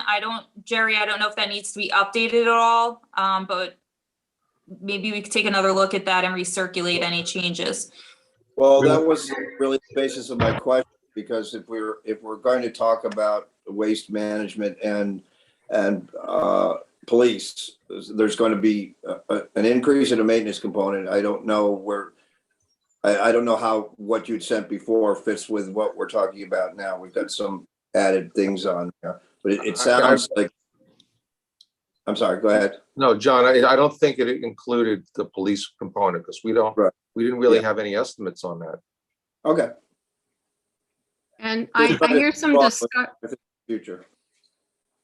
I hear some like discussion. Really? Sure. There's some discussion about shoulder season. I just want to remind everybody that we have year-round residents here who have been going to the beach in off-season for free. How will this affect them? I know we're saying we could take these things down off-season, but just I would hope that everybody would keep in mind that, you know, people they like going down to the beach after maybe the attendants are gone, and are used to being able to do that for free. Also, again, in the winter, people still go down to the beach, and I don't think, I personally would not charge them to go to the beach in the winter. Yeah, we would have to figure out what seasons we want to enforce, but I would foresee that the winter months there, you know, would be free. I think we'd be looking at probably like an April through September timeframe. Maybe in the shoulders, it's, you know, a reduced rate of, you know, we charge right now $30 for a daily in the summer. Maybe in those shoulder seasons, it would be $10, or maybe after 5 p.m., it would be like a sunset price of $10, something like that. Because right now, permits are required until the closing each day, which is 9 p.m. of these major beach facilities. But as you said, a lot of people kind of come cruising in as soon as the attendants leave without permits. I think most of those people, I couldn't say how many, but I think a lot of them probably are non-residents without permits. Perhaps there are residents who just don't want to buy a permit and come in the after hours. I'm not sure. But, you know, I would foresee there being like reduced rates in those shoulder times. Okay, thank you. Kristen, is this going to allow us to have daily passes at places we don't currently have them? Because right now we only do it where we have attendance. But could we have like a daily at Hot Dog Beach or, you know, somewhere else? Yeah, I think it would make that easier. You know, you're looking at having to have, you know, possibly not even have, you know, an attendant on site at certain times. So I think we were looking at 23 and incorporating an app for dailies into the program. So that was in 23, we were looking at that. So in 22, though, we'd still be accepting dailies where we currently accept them, right? Yes, in 22, we'd be selling dailies exactly the same as we've been selling them. Okay. Yeah, because I think there's a lot more money. We're looking at bringing Hot Dog online for certain things this coming summer. So, you know, I'd like to chat more about that. Yeah, I feel like we're leaving a lot of money on the table by not having dailies at more beaches. You know, but I also want to control it too, so that we have parking spaces available for those who, you know, have purchased the seasonal passes. So maybe we might have to put some limits on those too, if we can control that. I think we would have to determine a predetermined amount of dailies that we would sell at each of these facilities, and then, have some kind of ability to change that limit in real time if necessary, which is all possible through these applications. Right, electronic signage too, that says, no more dailies available today, whatever. Yeah, and in the app, people would be able to see, if there's still spots available at a certain beach location too. But are they also able to pull up to the gate and put in a credit card and buy a daily, or no, it's only through the app? Yes, we are envisioning possibly having kiosks as well in the parking areas. So you would either pay at a kiosk or at an app, through an app. Okay, so you'd have to get to the kiosk though, before you went through the gate? No, well, it depends on what system we go with. Right now, we're thinking of a system where you would pull a ticket, the gate arm would go up, you'd go in the parking lot, there'd be, say, a 20-minute grace period or something. And you would, from when you're leaving at the end of the day, and you would either pay via the app or you would go to a kiosk and pay, then go to the exit gate and scan your ticket, and the arm goes up if it's paid. Right. So that might be a problem though, if we're trying to limit dailies, if they're able to get in first and then they go to the kiosk and find out there are no dailies. Now they have That's to leave. probably always going to need an attendant on site. Also, if we set a limit on the number of dailies, they won't be able to pull a ticket at the time. And as you mentioned earlier, we can't have an electronic sign that says, no more dailies today or something like that. You can have it. Yeah. Okay. All right. Any other questions? Yeah, Kristen, in 2022, we're trying to expand the hours of operation too, that we can increase revenues from. So on the pilot program at Tiana, will it fully open up at 4:30 when the attendants leave? Or will the gates stay down and you'll be able to purchase a reduced ticket after 4:30 to get into Tiana? Or is it going to be wide open like it is now? Yeah, we would anticipate it would just open up at 4:30 when the attendants go off duty. Okay. But we would change that in the future. Yeah, in the future we can, make rates for whatever times we want, because we have essentially an attendant there at all times with that gated system. I'd like to say kind of right from the outset, I believe that residents who buy a beach sticker should have all access everywhere at all times, any time of the year. And I think that's a decision that we would probably come to anyway, but I'm not trying to get any extra money from our residents. They already pay taxes toward that. They shouldn't have to pay anything extra. Their seasonal beach permit will get them into the gated facilities, and it would, they would be good for all the shoulder season. It would be for the whole year. Right. So residents would still pay the one rate and have all the access. $40. Good deal. $40 for now. Yeah. All right. Anyone else? All right. Thank you, guys. That was very good conversation. It's exciting to be entering the new millennium, the modern era with electronic ticketing. So, and I say Scott was we're looking forward to testing. We're going to try to get the trustees as part of this too, with the trustee stickers, right? Yeah, so I've been in contact with Scott and his office. They seem supportive of the venture. They sell trustee parking permits. I could see those easily being integrated into this program, where the license plate would go in and, the arm would go up for them.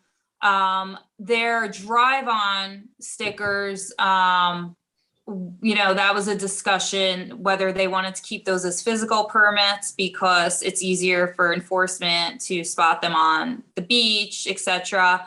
But what we could do is have the license plates go into the system so that they could get through the gates, and then they could still issue their own physical permits for that if they want. Okay. So I think ultimately, this should be a way for a resident to go on the website, go to one page, go in almost, the hope would be to almost immediately get residency verification if they have a car registered within the town. And then go to a menu of, okay, I want my trustee parking permit, Parks and Rec permit, and it's all just virtual. And then they're done. We're not sitting there stuffing envelopes and then typing into a different database the information and then going to a back end to do inventory on the permits. This is all just one system. Right. No, it's great. Scott, did you want to say something, or are you good? No, I just want to say, I mean, the trustees, we always talk about being the oldest continuing elected board that there is in the country. But the reality is that in my tenure here, we've gone through this modernization, which has helped us out a lot, especially through the difficulties with the pandemic. So we want to continue to, look towards the future and utilize new technologies for the purposes of, streamlining efficiencies and also better enforcement. The 4x4 on the beach, as you're aware, is a challenge, and we got to handle that very, very carefully. But, we're looking forward to working with everybody on continuing to find, better ways to operate and enforce things. So we're happy to be participating with you all. All right, thanks, Scott. And I just want to add at there will be, the plan right now is to potentially use gates at the major beach facilities, but we still have, dozens of access roads, trustee roads that the enforcement vehicles would have to go in with the vehicle mounted LPR and scan the plates eventually. And then, if the police are on this electronic ticketing system, in a perfect world, it would catch a plate that doesn't have a permit on it. It would populate a ticket, spit it out, get stuck on the windshield, and then be off into its, routing system after that. And is something that we could potentially use with our contractor licensing as well? That we can scan the license plate and know if they're a licensed contractor or no? Jerry, do you want to speak to that? I would think that the database can be populated with different classifications of permits. So there are these systems are very powerful. They have they have a tremendous amount of data that they can incorporate and sift through. So, there are systems that, as Kristen mentioned, you go to a one-stop website where you can buy a wide variety of various permits and offerings that the town has. So, once we start, realizing what the capabilities are, we definitely want to buy a system that has these robust capabilities so that we can expand it. Yep. Yeah, and Jay, that's another part of the waste management consideration, right? So it's that would also enable us to identify who's illegally using our transfer stations as opposed to legally using them, as well as, I think, with the handheld concept, particularly for code enforcement. And I might suggest code enforcement be part of this discussion, because they'd be able to also use the handheld systems to identify vendors that are working and determine whether they're licensed or not to work in the town of Southampton. So that's broader implications. Right, so we can expand it later on. Yeah. Right. If I may, code enforcement, I'm sorry, my video was off, but I've been here the whole time. Sorry, we've been part of these conversations and are very supportive of these concepts and the plans to go forward for some of the reasons that you just alluded to, Councilman. there are definitely a variety of different ways where this has value on not just, obviously the PD side and a lot of the TCO parking enforcement and stuff like that, but when we integrate it into other permitting features that exist within the town that are handled on, more of a code side, we see the same values existing there for a possible future with a system like this. All right. Thank you, Ryan. All right, we need to move on our agenda. So I want to thank everybody who participated in this conversation. It was excellent. And we are going to switch topics here. We're going to talk a little bit about airport noise. So, and I'm going to turn things over. We'll let some of you exit, but I'm going to turn things over to Councilman Schiavone, who is going to update us on issues, I guess, pertaining primarily to the East Hampton Airport. Good afternoon, Supervisor and Board. It's afternoon now. I am the liaison to the Southampton Town Aircraft Noise Advisory Committee. As you all well know, we came before you last year, kind of an update on various complaints, different issues. We also came before the board in March, in June, September, and now today. So I'd like to kind of show you a PowerPoint of some of the work that we've been doing. I know you've seen it, but for the public's edification and to make some of the important points and inform the board of what's happening right now. So Charles, is it possible for me to share my screen? Yes, sir. Share screen.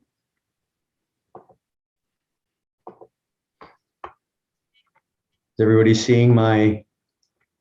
Yes. Okay, very good. Okay, you've seen this already, and I know this board is amply aware of the three major areas that have airstrips and landing areas, Gabrisky and West Hampton, the heliport on the Barrier Island in Southampton Village, and then, of course, East Hampton Airport. In September, I reported to you that our committee has been doing evaluations based on time-lapse photography.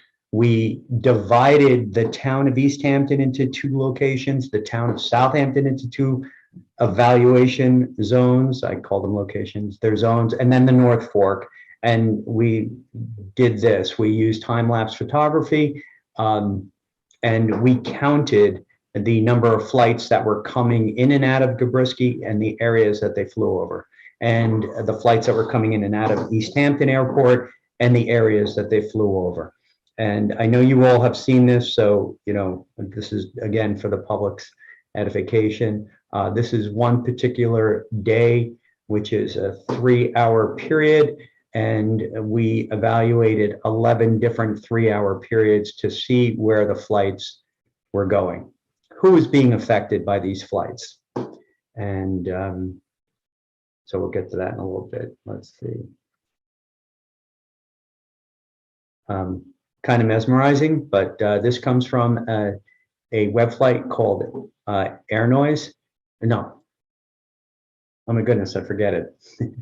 I type it in and it's you can find these this online, and you can literally look at the flights that are occurring in real time, but they travel slow. You'll be there all day. So we sped it up so that we can evaluate the flights. All of these flights that you just saw were under 4,500 feet. So we did not count overhead flights or flights that went to different airports. Okay, so these are the flight zones, and this was our conclusions as far as Gabrisky Airport. Gabrisky Airport in 2019 had about 56,000 operations. An operation is an incoming flight and an outgoing flight. They have 56,000. And some flew over the North Fork, some flew east, most flew west, some went pretty far east. And these are the average that these areas can expect from Gabrisky Airport. Southampton Town East, about 10,000 flights over the eastern part of Southampton Town that comes in and out of Gabrisky. The North Fork, more. And they are concerned about this, as are people in West Hampton, understandably. East Hampton, this is what we found out for the total flight operations in East Hampton, that in the eastern part of Southampton town, 66% of all flights from East Hampton town go over the eastern part of Southampton town. About a quarter of them go over the western part of Southampton town. So if you're in the western part of the town and there's a helicopter or plane flying over you, 7,500 of them are coming in and out of East Hampton. I'd like you to compare that, just stop for a moment and compare that to what East Hampton town actually gets. East Hampton Airport has about 30,000 flights a year, a little bit less in 19. It was 29,800 and something. The eastern portion of East Hampton gets a real small percentage of flights from East Hampton Airport. If you take out this operation area of East Hampton Airport and you measure this portion of East Hampton town, they also get a pretty small portion. Of course, and you don't have to tell anybody who lives here, this part of Southampton town really gets the lion's share. Now, when I gave this presentation in September, folks said, wow, that's really interesting, illuminating, a little bit, they hadn't seen this kind of evaluation before, and they asked me to take a look at helicopter flights, and that's one of the things that I wanted to show to you all today. We looked at the evaluation of helicopter flights, primarily from East Hampton, and the reason why that is because Gabrisky does not parse out their flights by the type of aircraft. At least they don't yet. I've asked Josh to do that so we can evaluate those effects a little bit better. And we took 10 sample periods, right? These are 10 2.5-hour sample periods. And this is what we found is that on these particular days, this is how many helicopter flights flew over the western part of the town, the eastern part of the town, the North Fork, the operation area, that's that half-mile circle around East Hampton Airport, the western part of East Hampton town, and the eastern part of East Hampton town. And I put this on a map here.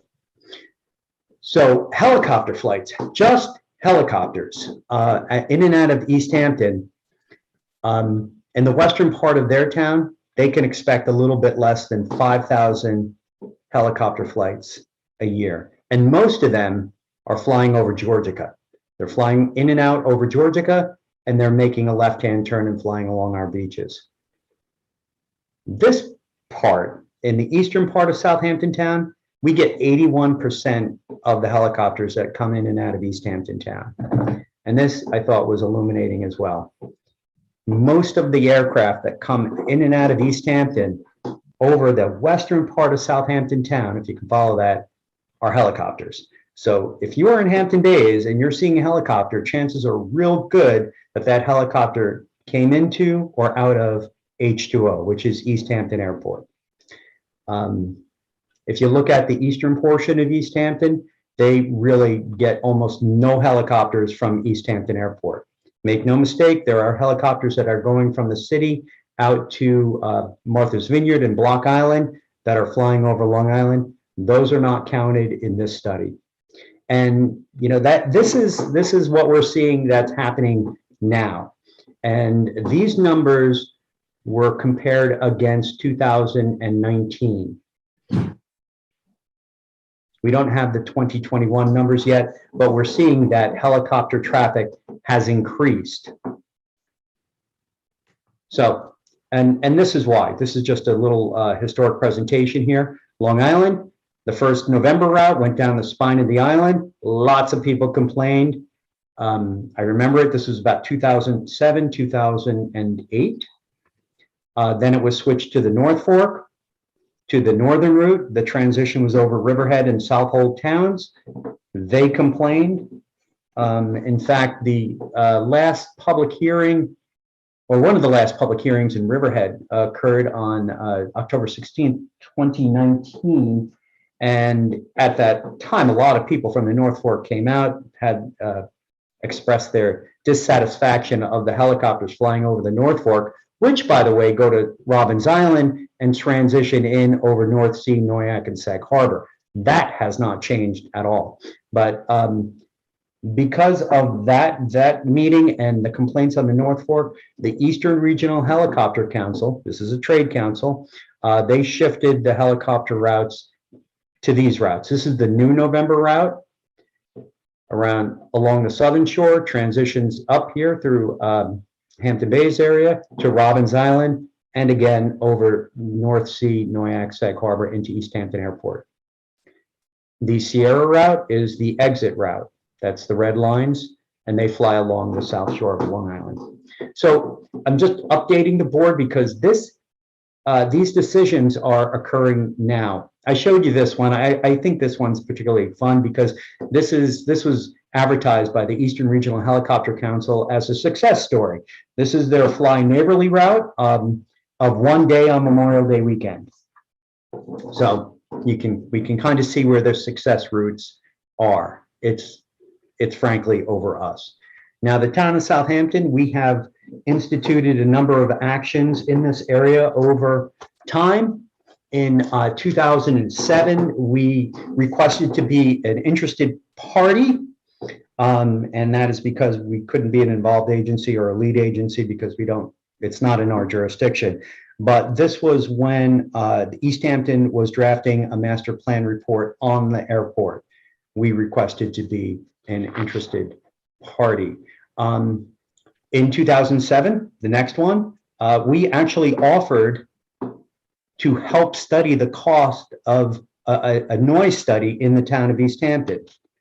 That was introduced by Councilwoman Nancy Gabrowski. Sorry, Nancy. Okay. And in these resolutions, they were very clear on the different parts of Southampton town that were being affected.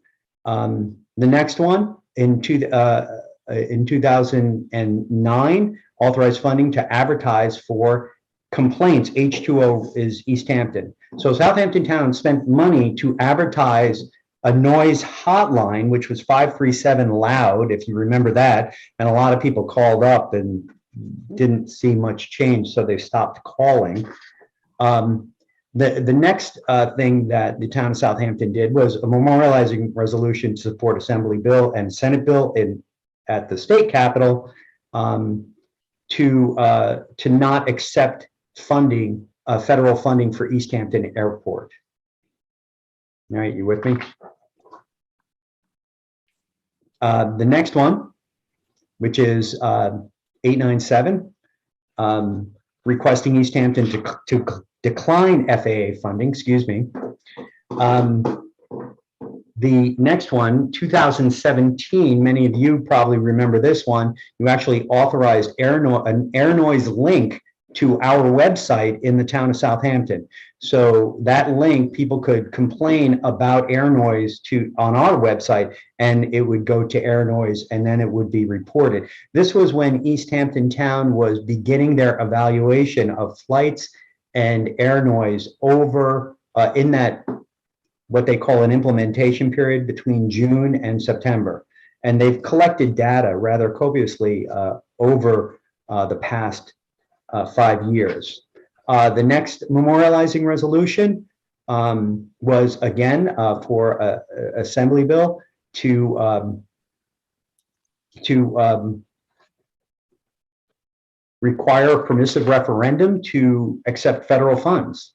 In other words, the town of Southampton, and many of you voted for this, actually supported a bill in Albany to require East Hampton to go to a public referendum in order to accept FAA funding. Then there's the Zeldin's Federal Reauthorization Act, which actually would have, if it passed, but it didn't, it would have allowed the local governments to have more control over their airport. And then the last one is authorized Southampton town to share air noise data with East Hampton town. And we have some of that data here, and I'm finishing up, so we certainly can discuss some of this stuff. This is what East Hampton, this is their air noise data in 2019. This is between June and September. This is what they're studying. This is their implementation period. And we took some of this data, and this is what we came up with. These are complaints from the town of East Hampton. The yellow are complaints specifically about helicopter, and then the others are complaints about jets and planes and things like that, or aircraft like that. And you can see the November route over North Sea, Noyak, Southern Sag Harbor, the Long Pond Greenbelt, right into East Hampton Airport. Now, of course, this was done before I'm going to put this in air quote, the new November route that the Eastern Regional Helicopter Council created, which is the one that comes up from Hampton Bays over Tuckahoe, Shinnecock, and then into East Hampton Airport. Now, the reason I bring this to you is because the grant monies, they've run out in September. East Hampton Town no longer accepts money from the FAA. So what that means is that presumably the airport will go back into local control. Now, we're not quite sure how that looks. And, there's a lot of, there's a lot of suppositions about what will happen. I know that in the election cycle, a lot of the folks who were elected came out publicly and stated that they are not going to be closing this airport permanently. However, there is a possibility that the airport may have to be closed temporarily, whether it's a day or whatever period of time. And of course, there's some concern there with many. I'm sure that you all know that, we've been getting flyers in the mail weekly. There's TV commercials running. There are newspaper ads running. This is the Montauk crisis email, about some of the folks in Montauk who are very, very concerned about, I suppose, getting the amount of air flights that we get in the town of Southampton. So what I'm asking the board now is to seriously consider what our position is going to be with the town of East Hampton. We are a neighboring jurisdiction. We get the lion's share of their flights. They are going to be making some kinds of decisions in the future. And I just wanted to bring it to this board. I think it's certainly germane with the work of our committee to advise this board. I believe that we are going to be, needing to address this in some way, shape, or form. So with that, I'm sure, like most of these little talks and presentations, it spurs more questions, sometimes more questions than we have answers. So that is my report. I would like to see some kind of resolution on the part of the town board to support East Hampton Town and their drive to control their own airport. So that's my update. Do you want to stop screen sharing, Tommy John? Oh, yes. Thank you. Thank you for that very thorough update and for your continued leadership in this area. Clearly, the East Hampton Airport is having devastating impacts on a lot of the quiet enjoyment of our residents in Southampton, particularly with this third version of the November route. It was, that has created quite a bit more noise impacts than the earlier, but some of the people have experienced it throughout, because even the earlier versions went over Noyak, North Sea areas. What I know East Hampton, and I spoke with the supervisor just earlier this week, and they are struggling to get control over their airport so that they could enact common sense restrictions, control the volume, control the hours of operation, control maybe the size of aircraft. Of course, whatever they do is going to have some impacts here, some beneficial perhaps, some less beneficial. I wonder, I always felt that we needed a seat at the table, that because it's a regional facility, whatever they did could make things worse, could make things better, but we ought to have sort of a voice in those decisions. And I know that, they stopped taking FAA money 20 years ago and finally ran out the clock on the 20-year grant assurances.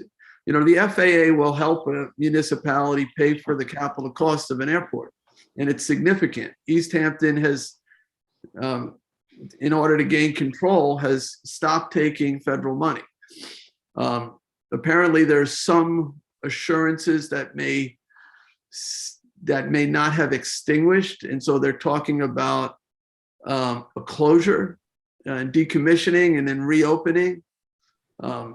That got some people concerned as to whether that will lead to litigation and might not be so easy to reopen it. And what East Hampton would do after it gains control and how that might affect us. So, one thing I do think that we need to weigh in with some of our concerns, whatever they may be, into East Hampton's decision-making process so that they're not making decisions in a vacuum. I also, think we should consider, I think you may have suggested this in the past, whether we should have an advocate working for the town, an expert in this area, so that we, when the East Hampton says, well, we believe this will happen or that will happen, we have somebody with some expertise who can say, yes, I agree, or no, I disagree with that. I know some of the bigger concerns with closure or, serious restrictions is that Gabreski will pick up a lot of the traffic. And there'll be more seaplanes, and there may be other places where helicopters could land, and, how that might affect the West Hampton area. The jets, can't land in Montauk. The jets are going to land in Gabreski. Will they transfer to helicopters? Where will those helicopters go? Those are all unknowns. Or will they get in cars and drive and affect the road traffic? So there's a lot of unknowns. Either way, though, we should at least make East Hampton aware that we have some concerns that should be factored into their decision-making. And I think that this idea of hiring somebody, a consultant, might make sense for us because we have a lot at stake here. Tommy John? Well, I think that's a fine idea. Considering that these decisions are happening now, we probably would be well advised to hire someone to consult with. I guess, this would be one of the discussions that we would have on this board, and what would we charge them with? What I presented to the board is what's happening now as far as just flights now. And, we've looked at this as a town-wide issue, and it is. And I think, before we began our evaluation, there was a supposition that this was only an eastern part of the town problem or issue or, complaint. And it really is not. This airport, just East Hampton Airport, negatively affects the entire town of Southampton and other towns. And of course, that is not to negate any of the concerns in and around Gabreski. I'm very, very concerned about all of that. And I don't think anyone at this particular point is really, at least elected officials in East Hampton are saying that they are in favor of complete closure of this airport, of East Hampton Airport. So what would we be charging this consultant to do? A kind of our own diversion study, or? Well, one of my concerns in talking to the supervisor of East Hampton this week is this decision's coming in January. It sounds like perhaps early in January. And, I don't see us being able to retain somebody this quick. Right. That gives us 4 weeks. And, a decision to close even temporarily, I would have, the supervisor did not seem overly concerned about being able to reopen. But I have that concern. And I felt like maybe if we had one voice that we could go to the FAA with and say, hey, look, why don't you just simply extinguish those remaining assurances without forcing East Hampton to close? Just, since you understand they will close if you don't extinguish them, they'll close to extinguish them, and there are some risks associated. Why doesn't the FAA just let it go? And maybe lending our voices to East Hamptons would help with that issue. The supervisor wasn't particularly concerned with the idea of not being able to reopen. It wasn't really clear as to what restrictions they might put in place after they reopen, but did not share my concern that it would get held up. I think basically, anyone who tried to get a stay might, have to be responsible for any losses associated with that stay, and that could be a deterrent. So you're concerned that somebody would file a suit in that shutdown period, and that would delay reopening of the airport? Right. That's what I'm hearing? Okay. They could argue that maybe it's a new airport or new action. I don't know. The supervisor in East Hampton didn't agree with that, but it is I would have that concern. Well, you put your finger on it. The last couple of meetings with the Air Advisory Group, the FAA, although invited, doesn't show up. And as you know, this has been decades going back and forth. I can remember Congressman Bishop, working on this and not being able to really get through that wall. Again, they haven't shown up. So if you're talking about an advocate, it has to be someone that's able to get through to the FAA with some clout. And I don't know if that comes from a consultant. I think it's more political, but that doesn't seem to have worked well either. The concern on the western part of the town is obviously the increased traffic from the closure of the East Hampton Airport, if that happened, or even reduction of it. But there's a greater concern here that when I tried to find out what the airport, if it even understood what its type is under FAA regulations, I didn't get a clear answer to that. And if there's an attempt to expand the use of Gabreski Airport because it has a long runway and is more conducive, I suppose, to commercial traffic, that seems to be a direction that that people are being pushed towards. And it's something we have apparently no control over whatsoever. We can hold as many hearings and as many updates as we want, but at the end of the day, we have to get the ear of the FAA to understand that this is not the repercussions of it, and the data that Councilman shared with us is an important thing to get in front of them. Although they seem to be aware of it, they don't seem to be terribly concerned, because my sense is that, go ahead and create a commercial airport out here at Gabreski, which isn't going to sit well with the residents certainly with the residents of the western part of the town. So, I mean, I'm all for that, but trying to find that person or that group or whoever it is, it's, just interesting to me that the FAA doesn't even bother to show up to meetings, that the county puts together. I agree, Councilman. That's why I think dealing with the town of East Hampton, we would probably have better success in having their helicopters fly over their own area as well as out into the ocean, which was a recommendation that then Councilwoman Scalera had made to the FAA, and which kind of fell on deaf ears, like you're saying. I think the town of East Hampton would be more amenable to requiring those kinds of entrance and exit routes. Right. A lot of the problem would go away if they simply would use the Sierra route for in and out. That would solve probably 99% of the problems for us. That's over Georgia Pond, coming in over the ocean, over Georgia Pond to East Hampton Airport, and then out the same way. That would out 1 mile, 3,000 feet minimum. And that would impact the least number of people, the influential people, but a small number of them.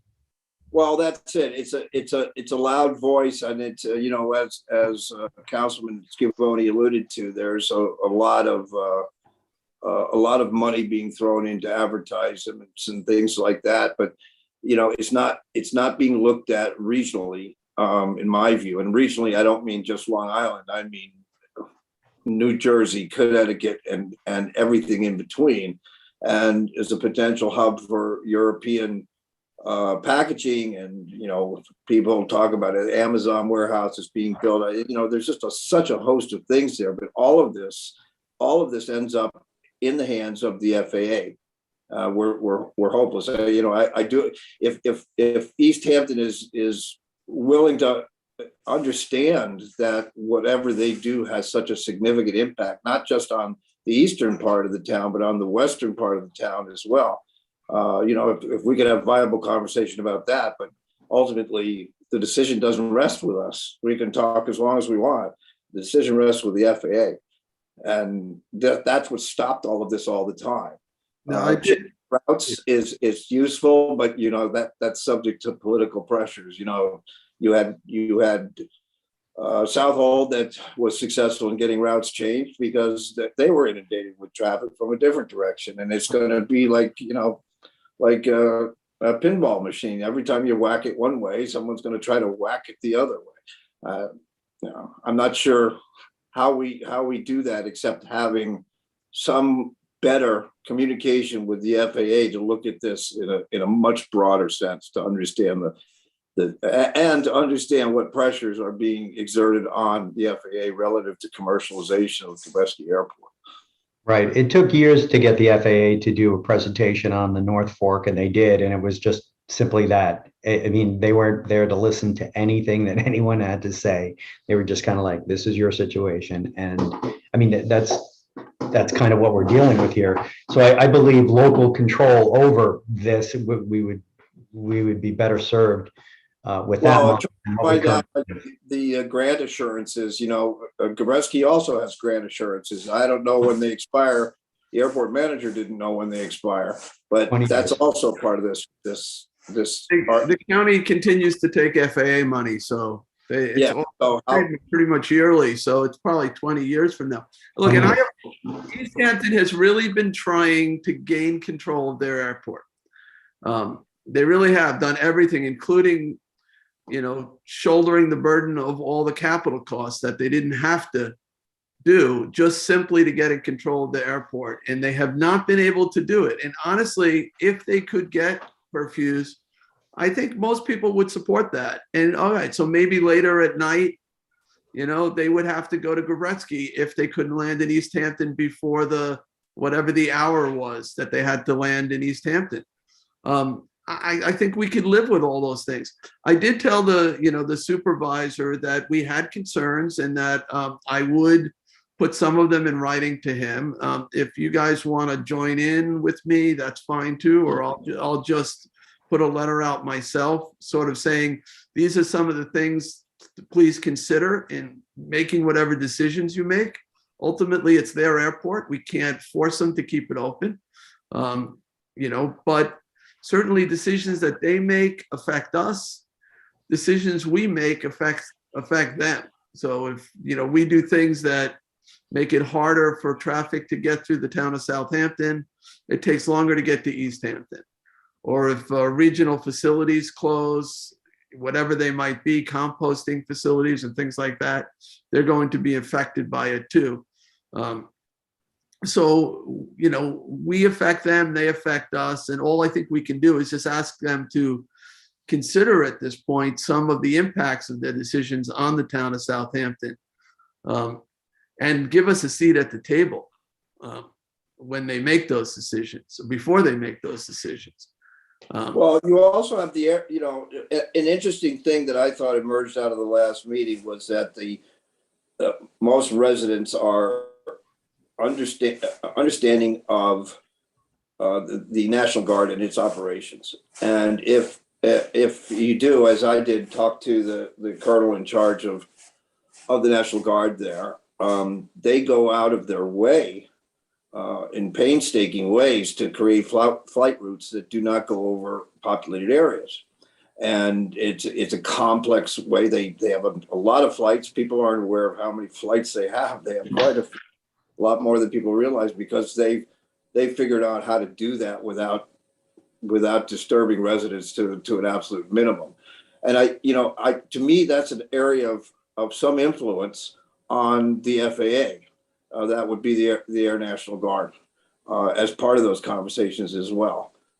Because they do it successfully every day. That's just one thing. I mean, I've seen your draft letter. I did have some comments for you on it, but it's very, very frustrating to a lot of people. And I keep coming back to having some way to influence the FAA. This is all cost driven. People want to. If you start to fly these airplanes, the Air National Guard, they have money to spend on fuel, and the businesses that operate there, fuel is a big part of making their operations profitable. So they're in direct contradiction. And how do we solve that problem? Maybe it's a federal subsidization of some kind, or thinking creatively to make that not necessarily the main goal or the main reason why people, or why private flights are violating the current flight paths that are provided to them. I mean, after doing this for the time that I've been doing it, I can tell you that there is no one who has any issue, really. And I don't mean to just speak in platitudes. There is no one who has any issue about police, Coast Guard, National Guard, everybody. I mean, really, even the most ardent, folks, they're like, they see the C-130, God bless you. They're fine with that. Our salient point here at this time in December of 2021 is whether or not we are going to support the town of East Hampton's goal of controlling East Hampton Airport. And I know we have issues all over the town. And you know what? I've looked at it. I've studied it. Our town gets more air flights than any of the East End 5 towns. Maybe not Riverhead in the west. They get quite a bit from Brookhaven. But out on the Twin Forks, it's us. And it is because, well, you all probably know what it's because I said it in our last meetings. The North Fork, they had a very clear message. That message resonated, and now we're getting the flights. East Hampton Town has the ability to change that, to impose curfews, to make some changes. I think we should support them in doing it. The pilots pledge, and I'm looking at it here. They pledge to follow the applicable routes and neighborly practice. Well, the applicable routes are over the town of Southampton. And in our last meeting, we said that the status quo is unacceptable to the constituents of Southampton Town, and that East Hampton Town should do what they can to change it. And I like Councilwoman Scalera's suggestion to the FAA that they fly over the ocean, fly over East Hampton Town, fly over the ocean, 1 mile out, 5,000 feet. I was incorrect. I said 3,000 earlier. 5,000 feet. I think, like the supervisor said, most of these issues go away if that happens. So I think that's what we should be suggesting to the town of East Hampton, to at least to alleviate the problem of air noise over the entire town of Southampton from this airport. I think that's part of it, but not understanding what control over their own airport actually means to traffic and in the rest of Southampton is important. And that needs to be defined and strongly defined. Are you saying that we should find out what it's going to be before we take a position? Well, I have no idea what control over their own airport actually means. Does it mean curfews? Does it mean a restriction? Does that have an implication to the western part of the town, to Gabreski, that those flights that are turned back? That's part of the whole thing. There has to be a cooperation to do that. I'm not saying there's no appetite to do that. I would really need to understand what control over their own airport actually means, and the implications it has on noise pollution and the resultant air traffic, particularly at Nebraska. Well, looking at the entirety of the town of Southampton, I can't see it being any worse than it currently is, and it's growing. So, well, I don't know. I mean, east and west. If they restricted their times, well, that traffic, where does that go? Does it go to Gabreski? You've presented a good study that shows what would happen if there was no East Hampton Airport. It's quite a big shift in air traffic to the western part of the town, to Gabreski Airport. So, the definition of control over your own airport is really what the subject of any kind of discussion with East Hampton would be. Right. And their diversion study, what they did was they looked at capacities of airports. That's what they did. They didn't look at behavior. They didn't even look at their own economic feasibility report that said that 50% of the people wouldn't fly into East Hampton if it didn't exist, that they would use other forms of transportation. So, that was kind of their worst case scenario. I know the people in Montauk are all up in arms about the amount of flights that could go into that airstrip if East Hampton was closed. But once again, the elected officials in East Hampton have not committed to closing East Hampton Airport. Yeah, I don't think anyone is, I'm certainly not implying that, but that is one option that needs to be part of understanding the impacts that it has regionally. And at the basis of all of those kinds of decisions, we get back to the FAA. Ultimately, they're the ones that control that for us, particularly when it comes to Gabreski, because we're still under that and will remain so for the foreseeable future. So, and the FAA, they're the ones that we need to hear from, and we never really have. And I'll say that very same argument in the town of Southampton is the reason why all of the flights have shifted over us from the North Fork. And I'm not saying that they should go back or anything like that. I don't want to do this to anyone else, but I know that there are people underneath this flight route, and we can add to Sag Harbor, Noyak, and North Sea. We can add Tuckahoe, Shancock Hills, and Hampton Bays, southern part of Quogue, West Hampton Dunes. I mean, Watermill, we need to do something. And I believe that the town of East Hampton now has it in their hands. We've supported them over the years in their quest to control their own airport. Let's not stumble in the last month of this, and let's let them take control, or let's support them, or at least, we're going to make a statement and, have them control their own airport. I think again, I go back to understanding, having a firm understanding of what that actually means, because of the implications of control, not understanding what that is, the implications of increasing traffic to other areas as a result of that control. So, I stay firm on that because I don't understand. I need to be informed of what that means. If that's part of our discussions with them, with an advocate or, a consultant, our goals need to be firmly established with whoever's going to represent Southampton and be able to help negotiate that with any other airport. Well, it would be a statement, if anything. And Understood. Yeah, I think that you could certainly desire both, that East Hampton has more control of their airport, provided they control it in a way that is sensitive to the interests of Southampton town. Or they have to do a secret on air flights. Right. They certainly should have, before making decisions, they should have analyzed the impacts of those decisions.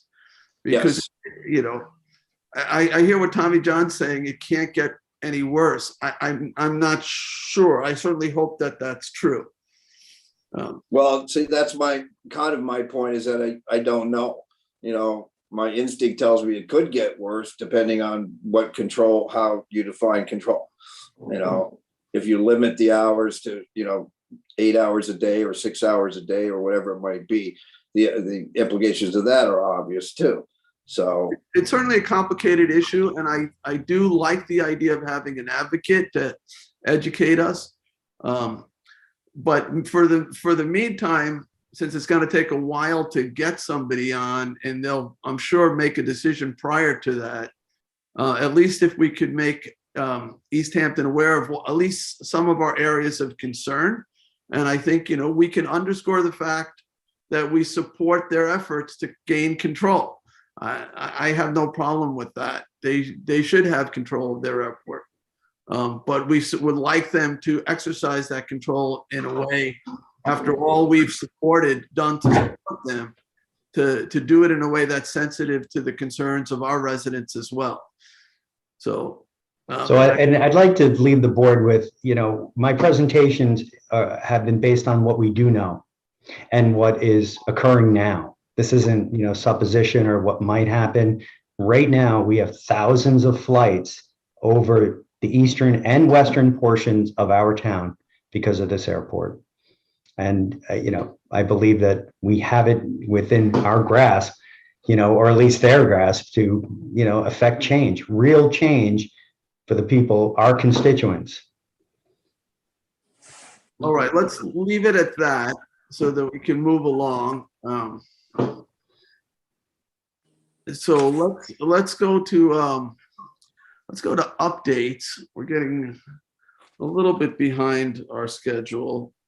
So I guess I'll start with a couple. One is, you can see behind me the big duck. I know Councilman Bouvier and Councilman Martell and Councilman Schiavone, Legislator Fleming were all there last night.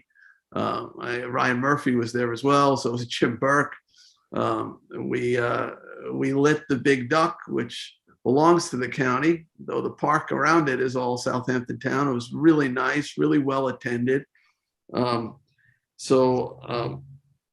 are other events coming up similar. We have the West Hampton Beach Holiday Stroll, which is tonight at 6 p.m. There's a downtown walk of businesses plus music and a piano show. There's also the Stony Brook Southampton College tree lighting on Friday. That's tomorrow at 6 p.m. And in other news, let's see, we have next week on the 8th, December 8th, I think that's a Wednesday, there's a housing lottery at Town Hall. There are 4 senior houses, 2 East Quogue, and two of the senior houses are in East Quogue and 2 are in the West Hampton area. And then also it says 1 in Sagaponack, which sounds like there's 5. But I don't think the one in Sagaponack is senior. So there's a house in Sagaponack, I believe, that has also an accessory apartment. And then, or maybe it's just the accessory apartment. Anyway, you can talk to Kara back in our housing office to get more information on those things. All right, other updates. I did have to leave you guys last work session, jumped over to this express sessions. They had a panel discussion on cannabis. It was pretty interesting. Mark Epley from Seafield participated. Jim LaRocca was there. Brian Polite. Jim LaRocca is the mayor of Sag Harbor. Brian Polite is chairman of the Shinnecock. David Falkowski, many of you know, is a local farmer. And it was an interesting conversation. A lot of people are wondering what we're going to do in terms of zoning. So those conversations will happen next year as we try to figure out what areas will make sense for a dispensary. We'll obviously confer with planning and try to figure that out. Not every town has opted out or is going to opt out. Doesn't look like Sag Harbor is opting out. East Hampton, I think, is going to opt out. Southampton Village opted out. Brookhaven is not opting out. Riverhead is not opting out. They're handling it through zoning. And I think Shelter Island opted out. I don't know what Southold Town is doing on it. So, depend if they opt out, they can opt in at a later date. Some of them may choose to do that. All right. Other updates from people? Yeah, I have a quick one. Something that I said 2 weeks ago. One of my youth and government students, Aiden Janender, he was named New York State Comptroller for the Youth and Government Program, statewide office. It's certainly quite an honor. We reached out to the actual New York State Comptroller, Tom DiNapoli, and he met with Aiden and myself and had a really great conversation for about 45 minutes. Aiden and the two comptrollers had a nice chat and they exchanged ideas. So I want to, thank Comptroller DiNapoli and congratulate Aiden once again. Let me add a couple things too. On Tuesday, I had a Suffolk County Supervisors Association meeting, and the main topic was, well, there was two topics, but the main one had to do with a facility that may get constructed in Yaphank, a rail terminal for waste. So there would be a large facility where waste could then be carried to and then loaded onto rail cars. And that could help stabilize the cost of getting rid of garbage. Our non-recyclables getting very expensive to get rid of. So that could be a positive thing. Where does it go after it gets loaded on the train? It ends up at landfills in other states. It's just cheaper to do it by train than it is trucking it. So yeah, most of Long Island's trash actually leaves Long Island. Some of it, less than half, gets processed in 4 incinerators on Long Island, and the rest gets shipped off.